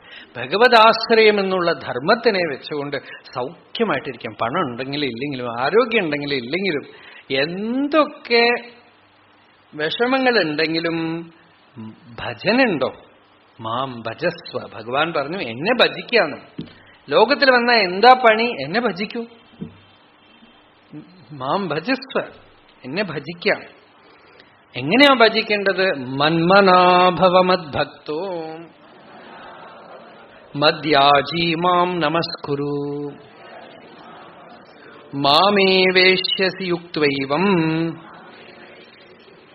ആത്മാനം മത്പരായണഃ. മന്മനാഭവ, മനസ്സിനെ എന്നിൽ വയ്ക്കൂ. മദ്ഭക്തഃ, അഭിമാനത്തിനെ എനിക്ക് ശരണാഗതി ചെയ്യൂ. മദ്യാജി, എന്നെ തന്നെ യജിക്കുക, എല്ലാ കർമ്മവും എനിക്ക് അർപ്പണം ചെയ്ത് ചെയ്യുക. മാം നമസ്കുരു, സദാ എനിക്ക് അടങ്ങിയിരിക്കാം. അങ്ങനെ സദാ ശരീരം കൊണ്ടും മനസ്സുകൊണ്ടും ബുദ്ധി കൊണ്ടും അഭിമാനം കൊണ്ടും ഒക്കെ തന്നെ ഭഗവത് ഭാവം വളർത്തിയിരിക്കുന്നവൻ അവസാനം എവിടെ പോവും? വെള്ളം വെള്ളത്തിൽ കലക്കണ പോലെ, പാല് പാലിൽ കലക്കണ പോലെ, അഗ്നി അഗ്നിയിൽ കലക്കണ പോലെ, ആകാശം ആകാശത്തിൽ കലക്കണ പോലെ, ഘടാകാശം മഹാകാശത്തിൽ എന്ന പോലെ ജീവിച്ചിരിക്കുമ്പോ തന്നെ അവൻ ഭഗവാനായിട്ടായിരിക്കണം. ഇനി മരിച്ചു കഴിഞ്ഞാൽ എവിടെ പോവും? ശരീരം വീണുപോയാലും ഒരു മാറ്റവും വരണില്ല. അഖണ്ഡമായ വസ്തുവായി അവൻ ഭഗവാനിൽ തന്നെ ലയിക്കും. അതുകൊണ്ട് ഹേ അർജുന, മന്മനാഭവ മദ്ഭക്തഃ മദ്യാജി മാം നമസ്കുരു മാമേവ ഏഷ്യസി യുക്ത്വൈവം. ഇങ്ങനെ സദാ നാമജപം ചെയ്തുകൊണ്ട്, നാമസങ്കീർത്തനം ചെയ്തുകൊണ്ട്, ഭഗവാനെ ഉള്ളിൽ അനുസന്ധാനം ചെയ്തുകൊണ്ട് ഭഗവത്ഗതപ്രാണനായിട്ട് ആരിയ്ക്കണോ അവൻ അവസാനം ഭഗവാനിൽ തന്നെ ലയിക്കും. സംശയമേ വേണ്ട. മത്പരായണ, ഞാൻ തന്നെ ഗതി, ഞാൻ തന്നെ പരായണം ആയിട്ടിരിക്കണവനുണ്ടല്ലോ, അവസാനം ഞാൻ തന്നെ ആയിട്ട് തീരും. ആ ഒരു ഭാഗവത ധർമ്മത്തിനെയാണ് ഭഗവാൻ ഈ ഭഗവത്ഗീത എന്നുള്ള സമസ്ത വേദാർത്ഥ സാരസംഗ്രഹഭൂതമായ ഈ കൃതിയിൽ പറയണത്.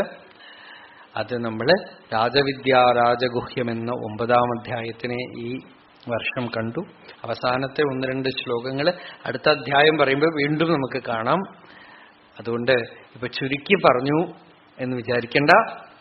അടുത്ത വർഷം അടുത്ത അധ്യായം നമ്മൾ പറയുകയാണെങ്കിൽ ആ സമയത്ത് ഇത് തന്നെ വീണ്ടും തുടർന്ന് ഈ അധ്യായത്തിലെ അവസാന ഭാഗത്തിൽ നിന്നും തുടങ്ങാം. അതാണല്ലോ സമ്പ്രദായം. അങ്ങനെ ഇതി ശ്രീമദ് ഭഗവത്ഗീതാസു ഉപനിഷത്സു ബ്രഹ്മവിദ്യായാം യോഗശാസ്ത്രേ ശ്രീകൃഷ്ണാർജുന സംവാദേ രാജവിദ്യാ രാജഗുഹ്യയോഗോ നാമ 9-മോऽധ്യായഃ. ഹരി ഓം തത്സത്. സർവേപി സുഖിനഃ സന്തു സർവേ സന്തു നിരാമയാഃ സർവേ ഭദ്രാണി പശ്യന്തു മാ കശ്ചിത് ദുഃഖഭാഗ് ഭവേത്. യതോ മമാത്മാ ഭവസി ത്വമേവ തതോ ന വാച്യം മമ കിഞ്ചിദസ്തി. യഥാ തവേഷ്ടം കുരു മാം തഥൈവ ത്വാം ആത്മനാഥം രമണം ഭജാമി.